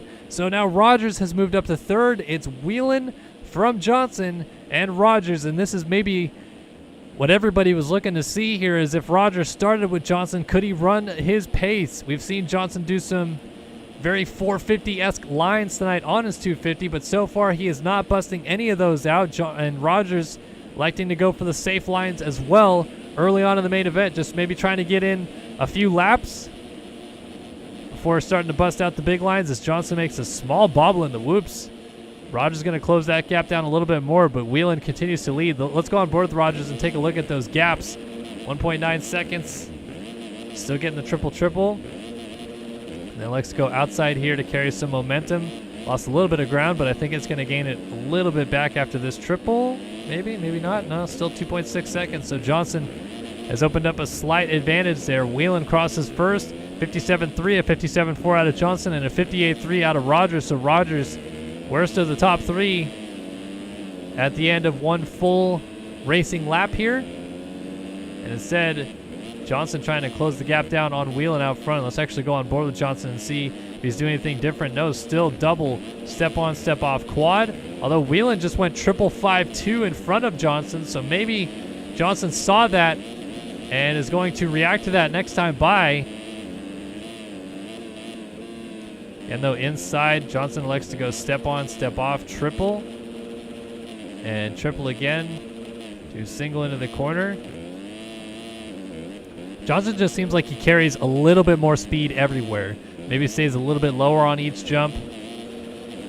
Not sure what it is, but let's take a look at lap times. A 56.5 to a 57.3, so Whelan basically just clicking his same laps off out front, but Johnson obviously chunking time away. That was almost a whole second taken away right there. Johnson not electing to triple onto the table. Now let's see if he reads what Whelan was doing out front with the triple out of this corner. Setting himself up wide for the corner to cut back underneath. Not triple in, but Whelan blew it, and blew it bad. He is going to cost himself the race lead right here. Johnson up the inside for the race lead, and Whelan cuts back underneath to be side by side in the whoops, and Johnson gets sideways, and they take each other out. No, Whelan stays up. How in the world did Bryce Whelan stay on two wheels right there?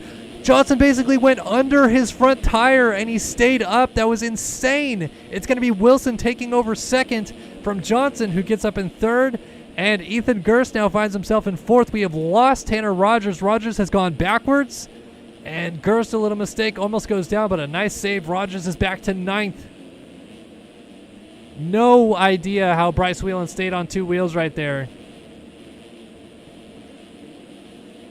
But now Johnson has to do some serious chasing from the back a little bit. And first he's going to have to get through Jaden Wilson. Wilson swinging a little bit wide. Was Wilson going to try to triple on here, or did he just blow the inside of the corner because he basically just let Johnson by? That was very interesting. So Johnson now moves up into second. 6.8 seconds is the gap out to Whelan.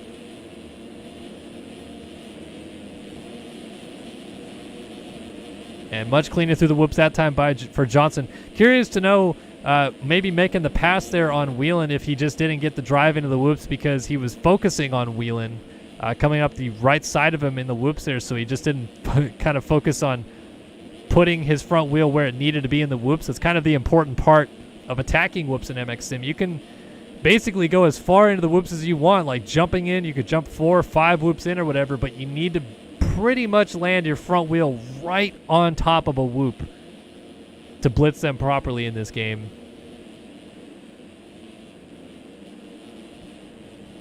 Johnson, 4 seconds. That gap is coming down in a hurry right now. 56.8 last time by. 3.7 second gap to Whelan. Rider went down out of the corner, or a little slide out, but didn't go down. That was a lapped rider. And lapped rider now moves out of the way, so clear track ahead of Johnson. We can just look at how quickly that gap is going down to Whelan out front. Whelan putting in very strong laps of his own right out front, but Johnson just chunking that time away. 3.5 seconds now, the gap down.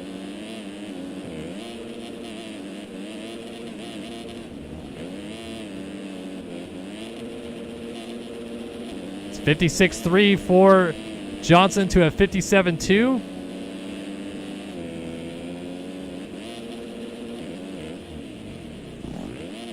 Commander Cloud in chat right now. Big mad dude that we're playing MX Simulator and having a good time, asking us to get on a real bike and go ride in real life, which pretty much everybody in this game does, but you're sitting here on your computer watching this for some reason, complaining about the racing. I don't see you with a job in the industry going to races on the weekend and reporting on it, but, you know, to each their own.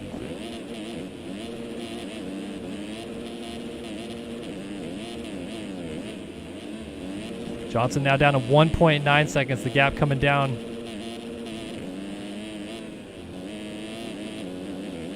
Let's see if he can close it down a little bit more this lap this time by. It's going to be a 56.2. Johnson laying down absolute blister lap times right now. 1.5 seconds. Down to 1.3. Oh, Whelan through the front door. He's down, and he's off the bike. Oh, but Johnson gets hung up in the corner for just a moment, but continues on. Jaden Wilson going to be right there on Whelan when Whelan gets up from that crash.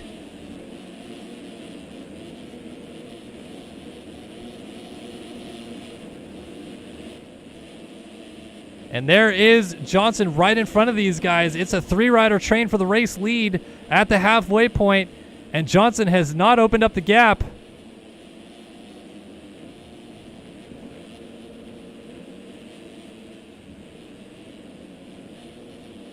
Look at this, Whelan catching back up to Johnson, a little mistake. Now does Whelan just go right for the pass to not let the 8 machine get too far out front? Or does he try to settle in and match his pace?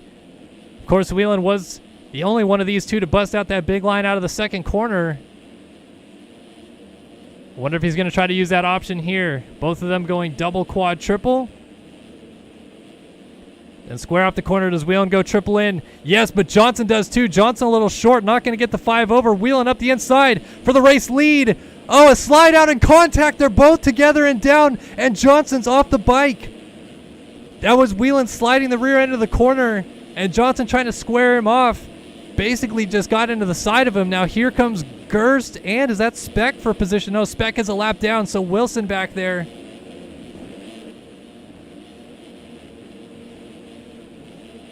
Now Johnson has to go back on the attack.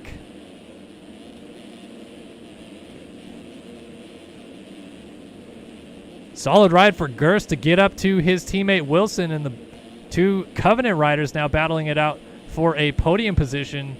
Suddenly Johnson only 2 seconds down of Whelan. That gap has not opened up very much.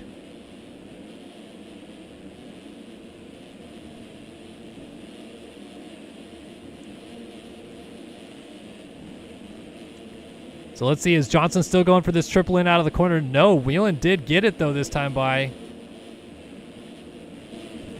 Johnson does seem like he just has the raw pace on the rest of the track, so I wonder if he's just going to start relying on that and not focus too much on getting that big line, even though Whelan will probably open up a small gap each time through that section. It seems like Johnson just has the pace pretty much everywhere else. Although he's making a couple too many mistakes right now. 3.3 seconds is the gap. Lap traffic coming into play, though, for sure. Riders going down. Whelan trying not to get collected. That is Alex Kerr on the 84. Let's see if Kerr just politely moves out of the way here. Yes, nicely done by Kerr to the outside.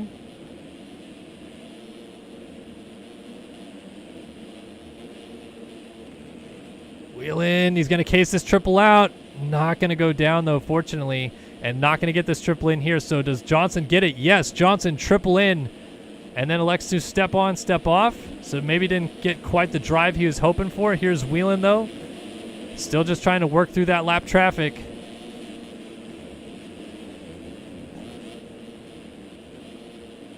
Whelan making several mistakes here. He's going to triple the outside. Kerr hits him in the back and he goes down. Johnson is going to take the race lead as Alex Kerr was just trying to kind of stay out of the way. Maybe he didn't know Whelan was going to triple to the outside right there. Not sure what happened, but either way, that was definite contact because, oh, what a heartbreaker for Bryce Whelan. And down again before the finish line jump. Whelan just making way too many mistakes, and out of nowhere, here comes Kyle Carpenter to take over second. So this battle back here has been hot and heavy as that Jaden Wilson just went down, and Tanner Rogers has snuck up into the mix with his teammate Zoa Cross as he's trying to maybe get a podium out of this. It's Carpenter up into second. Whelan runs in third. Cross is now fourth, and Rogers is up to fifth. So trying to limit the damage, a 14-point advantage. Oh my gosh, Cross just cased the triple out and went flying off the right side of the track there. And then I think that was Whelan down in transition, so Rogers just moved right up to third. Caden Speck racing hard with Rogers, and there's Carpenter now in second, who has just quietly worked his way into this two spot. We didn't see him at all in that battle earlier with Gerst. Wilson up there.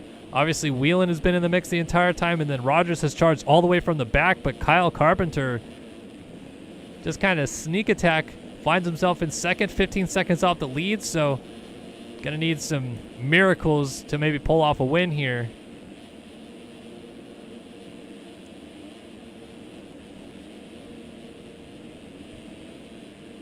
Caden Speck is racing Rogers very hard. Always curious what the mindset is here.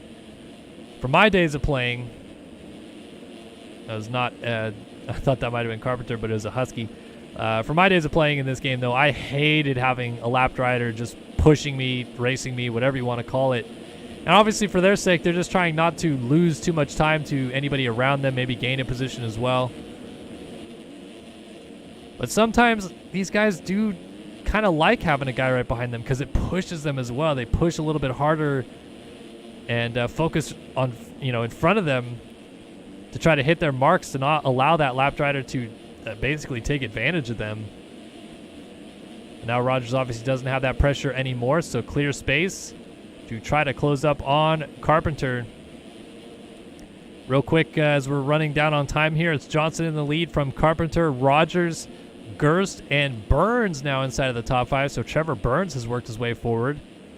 Panini 1-5 as they run. Neil Fitzpatrick runs in 6th. Zoe Cross is in the 7th spot. Brandon Nygren up into 8th. Kevin Frazaka is 9th. And Kevin Gonzalez runs in 10th. So good battles throughout the top 10 as these guys continue to fight for more and more points-paying positions. Battle of the Kevins going on for 9th. Zoe Cross trying to make amends for his off-track excursion. Trevor Burns going to jump by Ethan Gerst there for 4th, I believe that was. Yeah, Rogers still up here in 3rd. Rogers has definitely closed that gap down to Copeland. And with a minute left on the clock, he still has time to work with here. He might still have 3 to go. It's going to depend on when and where Johnson takes the white flag. But up the inside, Rogers for 2nd. And the comeback is complete here for Rogers to at least salvage as many points as possible. He will leave here 17 down in the championship, but it could have been so much worse than that.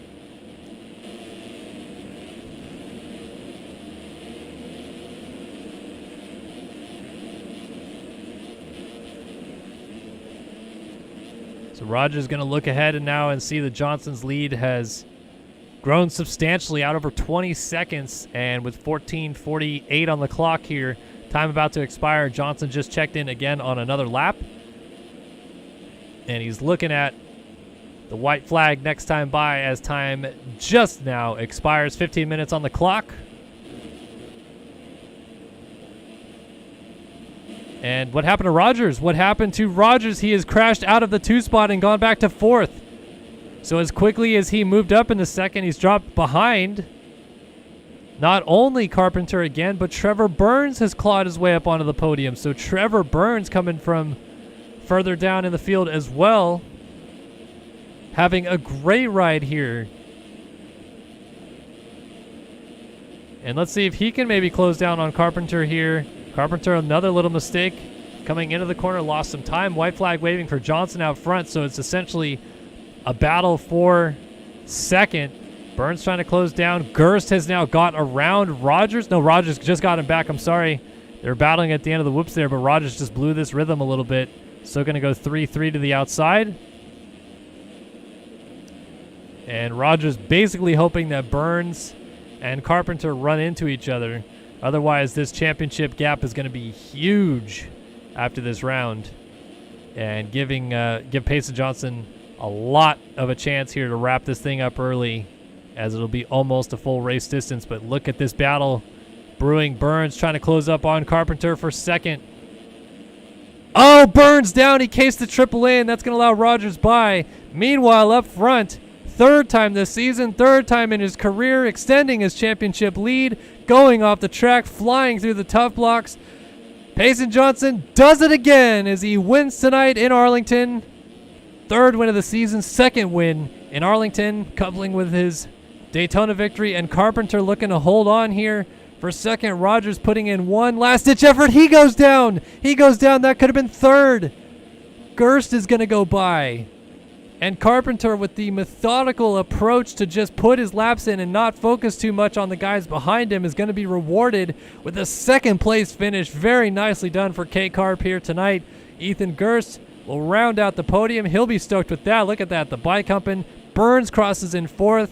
Cross in 5th, Fitzpatrick 6th, and Rogers is down at the line in 7th. It could have been 3rd. It's going to be 7th as Frazaka crosses in 8th. Jaden Wilson looks like he will get 9th, and Brandon Nygren should round out the top 10 here.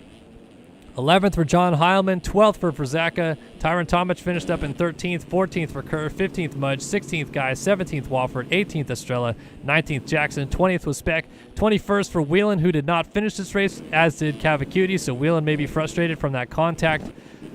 But looks like only Fitzpatrick jumped around Cross, and everything else stayed the same as Johnson wins tonight, and Rogers drops all the way down to finish 7th in the race.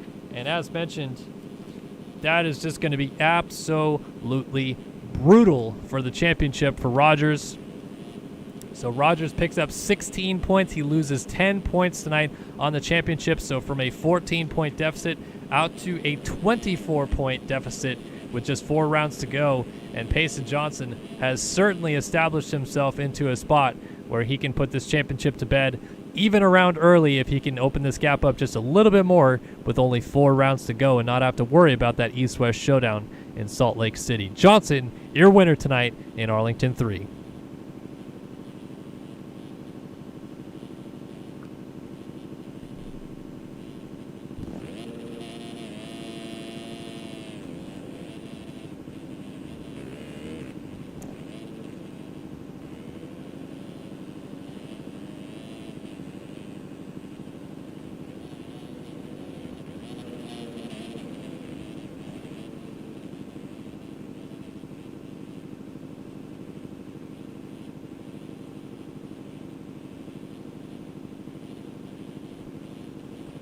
All right, 450 main event coming up next.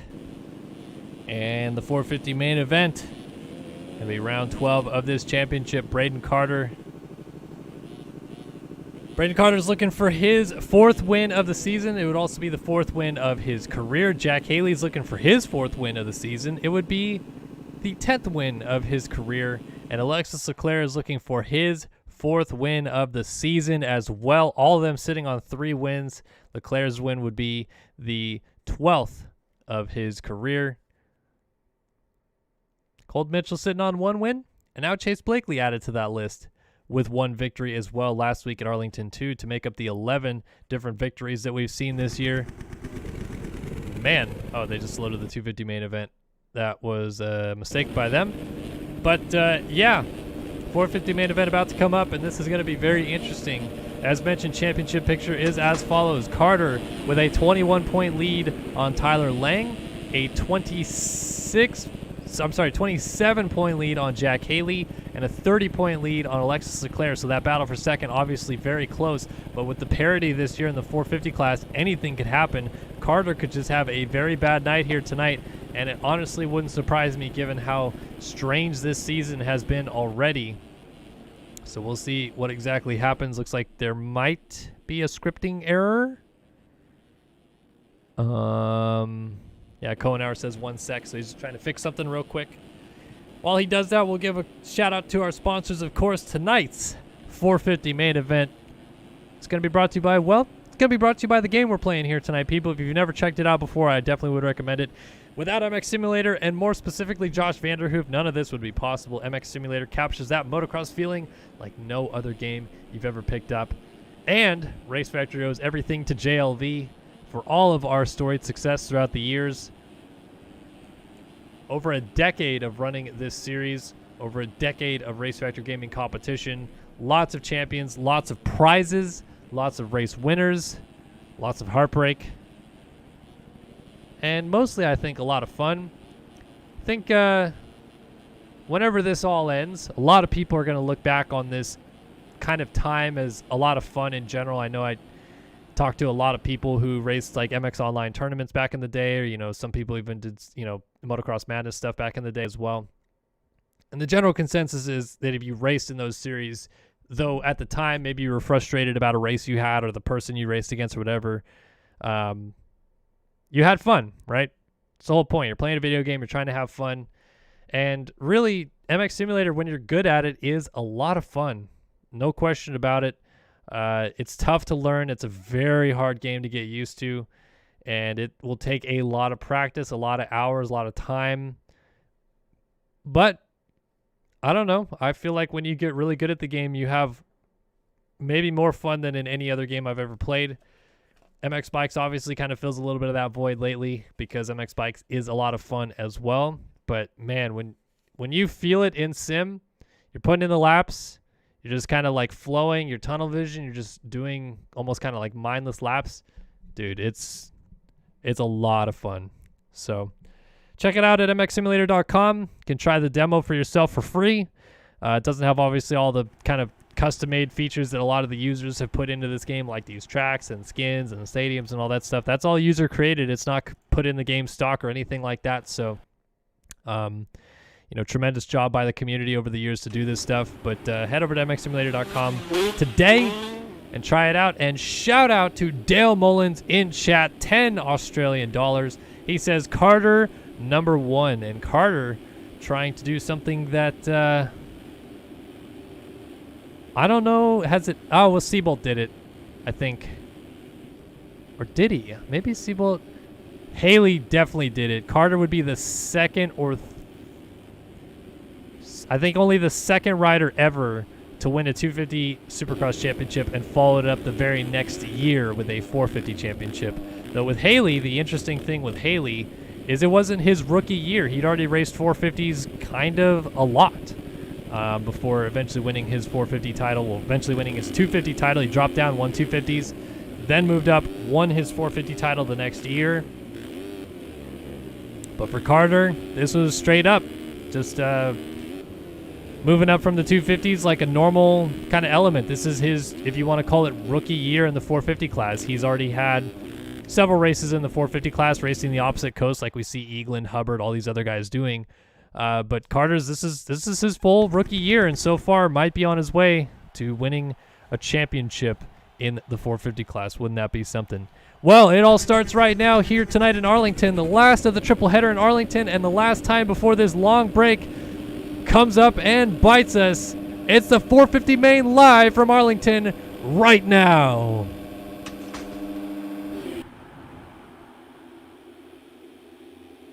Leclerc, Carter, side by side. Lang is going to get to the corner first, but run wide. Leclerc up the inside. Race Factor Gaming Whole Shot Award goes to Leclerc, but Carter and Haley are right there. And oh yes, rub those hands together, ladies and gentlemen. This is about to be very good to see whether or not Carter and Haley have anything for arguably the fastest rider ever in this game. Alexis Leclerc, Carter already closing right up on Leclerc, and Haley's lurking right back there. Let's see what happens. Over, triple, double up the inside for Carter. Leclerc trying to defend. Carter, a little mistake, and Haley is closed right up.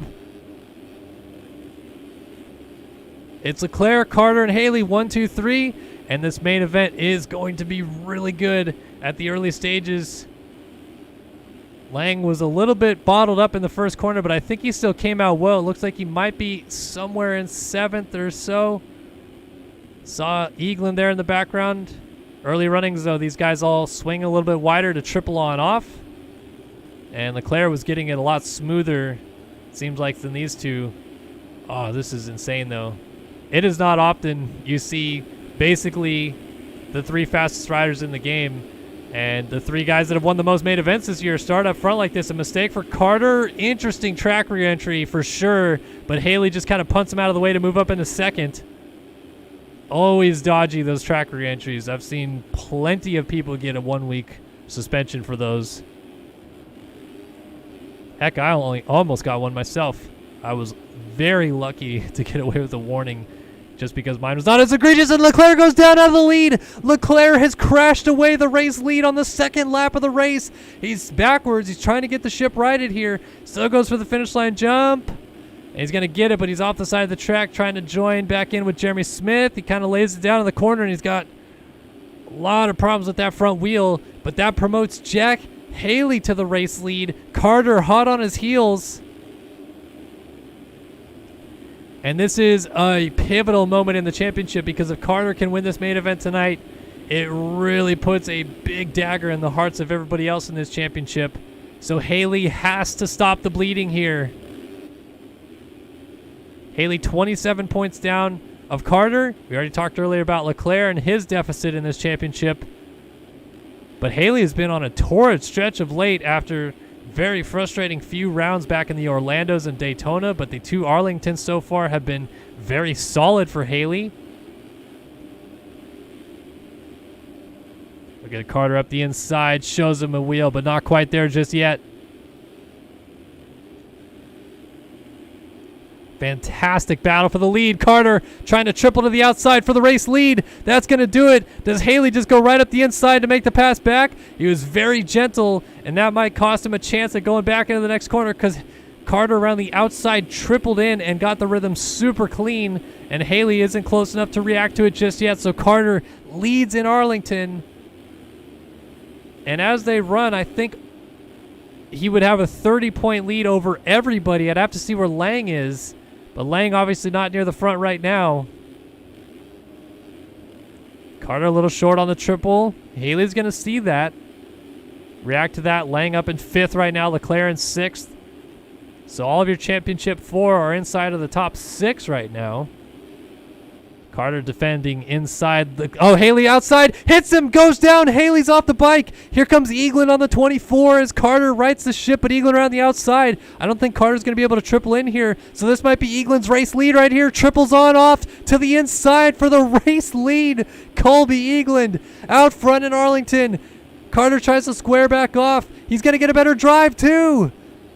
Look at this move from Carter to the race lead.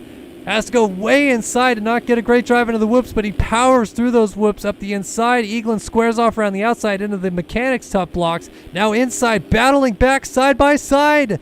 Tremendous action for the race lead, and it's not over yet as Eaglin jumps up to the inside. Carter's going to try to square off and scrub the triple. Kind of dualies, but not quite side by side, and Eaglin to the front. So at the very least, if you're not going to have Leclerc, Haley, and Lang up there with Carter, at least he's not winning the race right now. And it looks like the only rider to kind of separate that group back there right now is one of the Swap Moto Live Huskies. It might be Jeremy Smith. Look at Eaglin, though, battling it out with Carter, and Carter maybe trying to fight back for the race lead here. Your 2 champions from last year in the 250 class. Eaglin, the defending champion, racing 250 East right now, leading that championship. Carter up the inside trying to get the race lead. Oh, so close, and there it is. Carter to the front. Eaglin was very polite, and then Carter didn't quite get the rhythm as clean, so Eaglin's going to have a chance to jump back up the inside and get right on his tail again.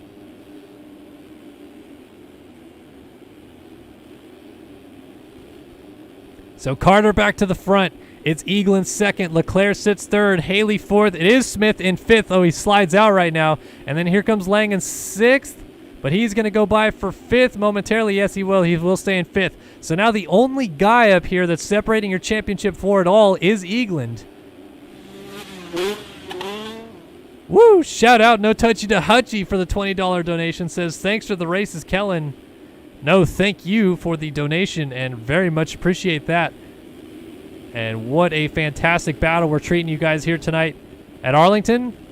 Carter and Eaglin still right there battling it out. Leclerc trying to close the gap down. Haley and then Lang at the front of the next train, if you will. Let's go on board with Leclerc for a second. Take a look at lap times this time by as he's trying to close up on Eaglin. 2.2 second gap, a 55 dead last time by, a 55.9 for Haley. So let's look out front. Carter kind of check in out front. There's a 55 flat out of Carter.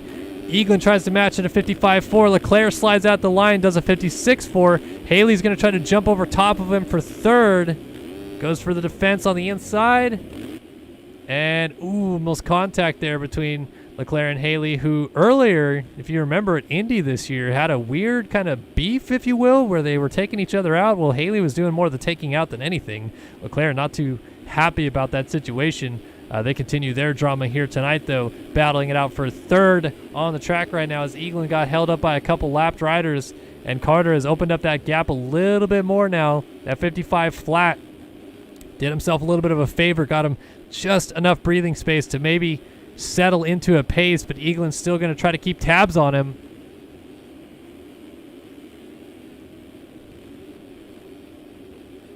So Carter over the line. 7:30 on the clock, done.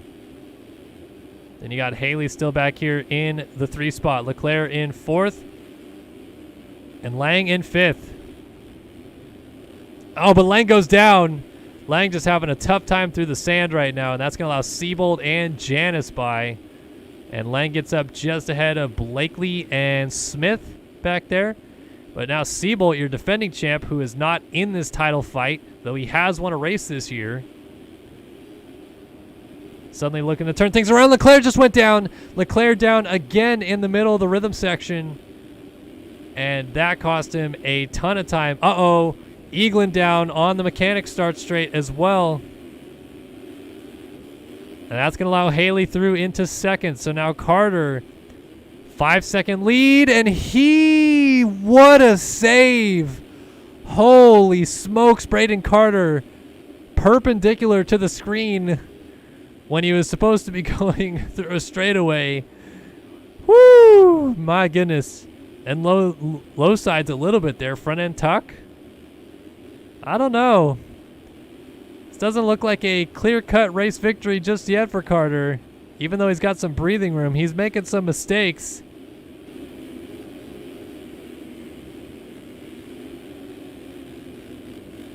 Into the whoops. Carter just doesn't look very comfortable in the whoops either. He's getting kicked around a little bit. Haley very smooth through the whoops right there. Curious to see lap times this time by as well. Whether or not, obviously, you know, Carter just had a big mistake, but I want to see if Haley can maybe jump into the 54s a little bit here. Uh-oh, and now Carter is down, and he's off the bike as well. Jack Haley to the race lead. We missed it, but Carter went down in the sand a lap later after that hellacious save. I don't know how he corralled that bike together, but clearly the sand's starting to reach up and bite some guys. So Leclerc 4th, Seabolt 5th, Janice 6th, Smith up to 7th, DeSalle 8th, and Lang back to 9th. Lang at this point kissing his championship hopes goodbye, perhaps. Want to see what the lap times were, though. So Haley ran a 55.6, which is not astoundingly fast comparatively to some of these other guys, but Carter, that sand did finally get him this time by. Curious to see if it's a continued problem. We saw him get sideways 2 laps ago. Now he crashed a lap ago. Does he just make it smooth this time, or is he going to change up his line? I think he was hitting the big rut out of the corner, and that was his ultimate downfall, perhaps, getting a little sideways. Let's see what he does now. Cuts underneath, yeah, avoiding the big rut in the middle, just going for the smooth double-double. But those ruts and the kicker on the second one as well really can come up and bite you in a hurry. So Carter taking it easy through the sand now, allowing Eaglin perhaps to close that gap down just a little bit. Although our front 5 are only separated by 10 seconds, so it's still very close. Leclerc has Seabolt trying to close that gap down a little bit. Eaglin still playing a bit of a spoiler right now.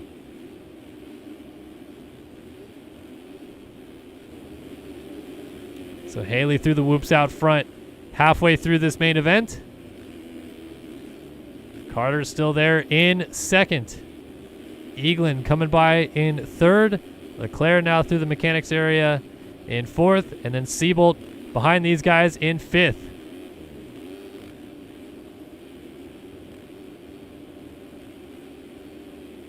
I see you guys bring it up in chat.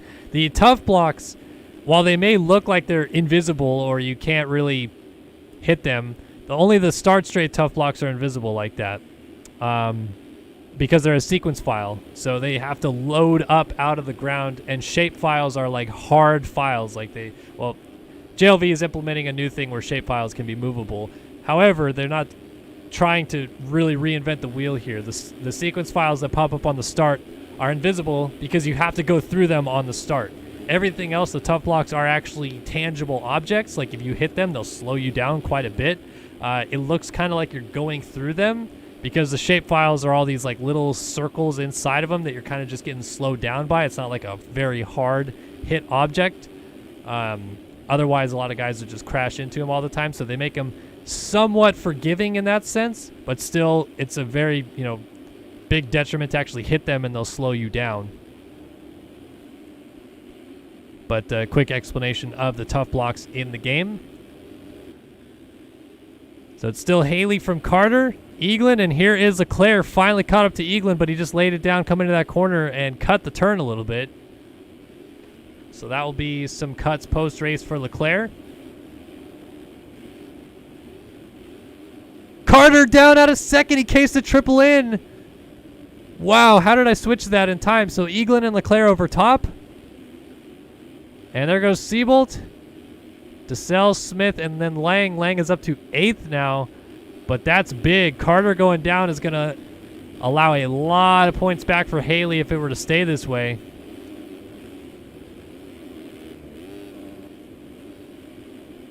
So now Carter has to reel in Seabolt, then Leclerc, then Eagland, and maybe still have a chance at Haley for the race lead.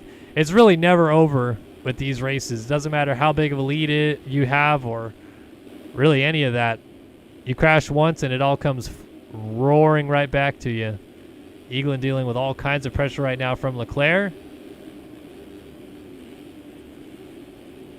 Seabolt still just ahead of Carter. He's about 3-4 seconds behind this gap and 3 seconds ahead of Carter.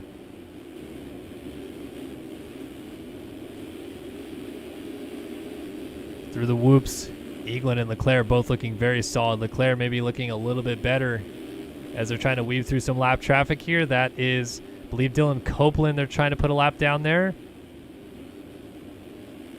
Leclerc trying to sneak up the inside on the triple. Lands off the track and immediately falls off the bike. Oh, that was a slide out, and that was actually more or less the tough blocks knocking him off the bike right there because his head hit the tough blocks the second he slid out.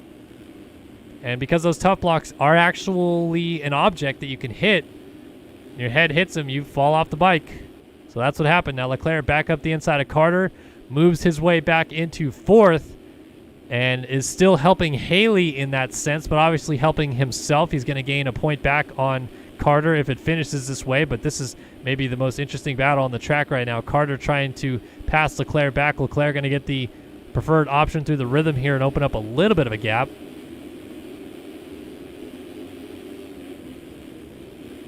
So things settling in a little bit here. We got 5 minutes and a lap to go. And Haley just buried in lap traffic right now, trying to get around Luke Sullivan.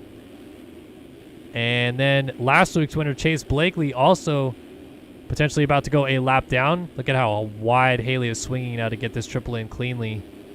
Triple on, triple off, and triple into the corner.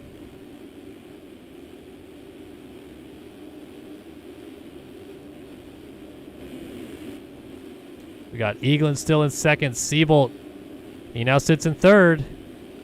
And Carter around Leclerc into fourth.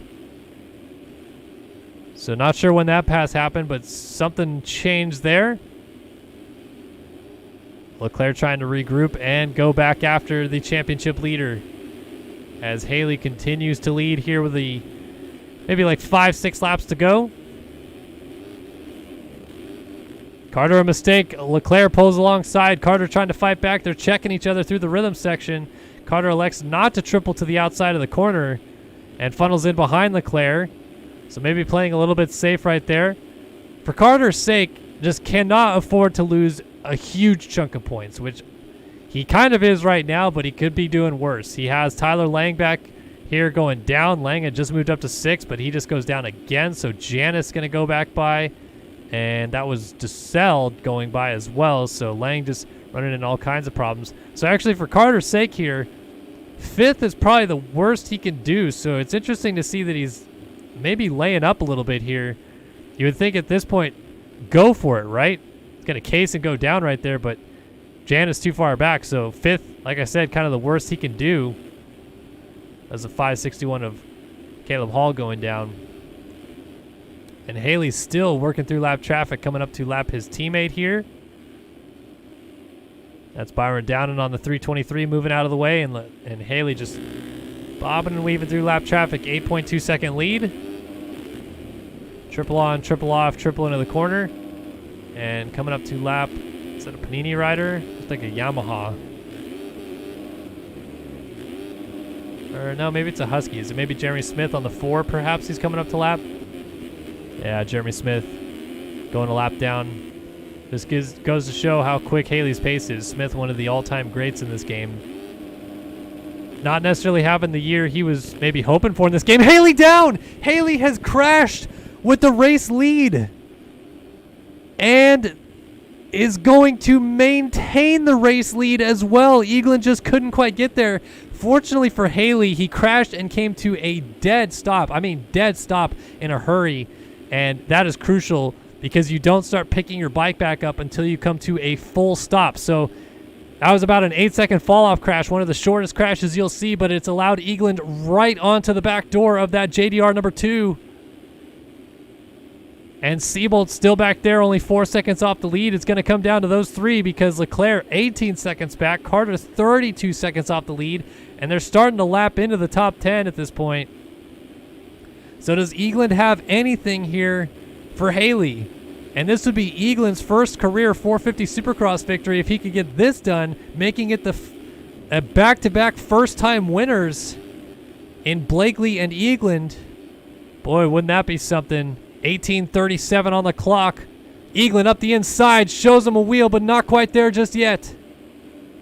Jumping to the inside. Haley goes defensive. Eagland switches his lineup, and Haley goes down, but he's not off the bike, and Eagland had to slow way down to avoid him, so Eagland takes the race lead. Here comes Seabolt for second. Panini trying to sweep the main events tonight, and look at this. Seabolt up the inside, takes second away from Haley with a nice move. Spoilers Central. Seabolt and Eagland not in this 450 championship, costing Jack Haley valuable championship points if they steal this night away from him. So Haley going to work here on Seabolt. As mentioned, these races, it's just never, ever over. As Seabolt goes down and Haley goes right back through in a second. 3.5 second gap, 3 lapped riders though separating Eagland and Haley. It's the 3 of Fjellberg, I think that's the 30 of Magnetti, and then the 4 of Smith, who Haley already lapped once, but he's got to lap him again. Then you go back, you see Seabolt still here, Leclerc in 4th, Carter in 5th, but he is pretty much guaranteed 5th at this point. So now it comes down to a battle for the win. 2 laps to go, still 3 lapped riders between them. But Eagland trying to hold on for a historic first victory. Haley into the back of Smith trying to get through. That's Tyler Lang going a lap down right now, symbolic championship-wise. Eagland through the whoops clean. 2 first-time winners on back-to-back weeks. Oh, what a story. Haley trying to end that party, though, with a last couple of lap charge here, but Eagland has some clean air as the white flag waves. Final lap right now in Arlington, and Eagland trying to click off this first career 450 win right in the middle of his championship. And yes, for those of you about to ask, it has happened before where somebody who wins a 250 championship also wins a 450 race in season. It's happened before. But it's been a while, and Eagland's making a couple too many mistakes here. Oh, and Haley goes down out of second. That's going to allow Seabolt by. That is valuable championship points right there. Seabolt just getting around Haley, and Leclerc coming out of the corner. Wow. So Haley losing more and more points, and Eagland going to get it done tonight in Arlington. Pop those champagne bottles. Might win a 250 East Championship this year, but how about winning a 450 main event? Colby Eagland gets it done tonight in Arlington. Jeremy Seabolt, his teammate, makes it a Panini 1-2. They also won the 250 main with Johnson, and last turn, Haley just survives the barrage of attacks out of Leclerc to end up 3rd, Leclerc 4th, and Carter 5th. So, in the end, it's only going to be a 3-point swing with Haley now taking over 2nd in the championship. As Lang finishes up 11th, which means Leclerc probably should leapfrog him as well in 4th there. It's going to be, actually, you know what? I think Lang is still going to stay ahead by a couple points, but that's going to move Haley 2nd in the championship, 24 points back of Carter, as DeSalle, a solid ride for him, ends up in 6th. Janis will get 7th. Fjellberg, the first man, a lap down in 8th. 9th for Smith. 10th for Downen. 11th was Lang. 12th Blakely. 13th for Ryan. 14th Sullivan. 15th Magnetti. 16th was Copeland. 17th Hall. 18th for Austin Bear. 19th for Logan Leitzel. They're battling for 18th place supremacy. Leitzel just going to sit there at the line. Castaneda 20th. Ohlert 21st. And Rockefeller 22nd. As Leitzel tiptoes over the line looking at cuts. Looks like Devin Ryan jumped past Chase Blakely for 12th. And that was all. Eagland winner tonight in Arlington 3. Playing spoiler in the midst of a championship. Very interesting stuff, no question about it. Look at the nose wheelies too. That's something that I could never do in this game. And that's why these guys are the best in the world. Whew. All right, so again, as mentioned, it's a 24-point gap now in the championship, with Carter still in the championship lead. A reminder of our season schedule moving forward, though. Just to take a look, we're going to have a week off next week, so don't be coming here next Wednesday night. We're not streaming here at 6:15 p.m. Pacific, 9:15 p.m. Eastern. We're going to be back next week, April 7th at Atlanta Motor Speedway, kicking off that triple header in Georgia. So you guys will want to join us then as we continue with MotoOption Supercross in 2021. But a fantastic night of racing. Hopefully you guys all enjoyed that. I did, of course, myself here in the booth, Kellen Brower, hanging out, bringing you guys the action. A lot of fun, a lot of good racing. And in the end, another first-time winner, Colby Eaglin, gets it done. A Panini Motorsports sweep with Payson Johnson winning that 250 main event. And now the 450 championship. Is it down to maybe just Haley and Carter moving forward? Can Carter just take this thing by the reins and pull away for the championship win with a few rounds to go? We're going to find out after a couple weeks break here in Atlanta and then Salt Lake City to end up the swing there. So thanks again, guys, so much for joining us. Round 12 of the 2021 MotoOption Supercross Series live here on Star Systems. And we'll see you guys in 2 weeks from Atlanta. Bye-bye for now.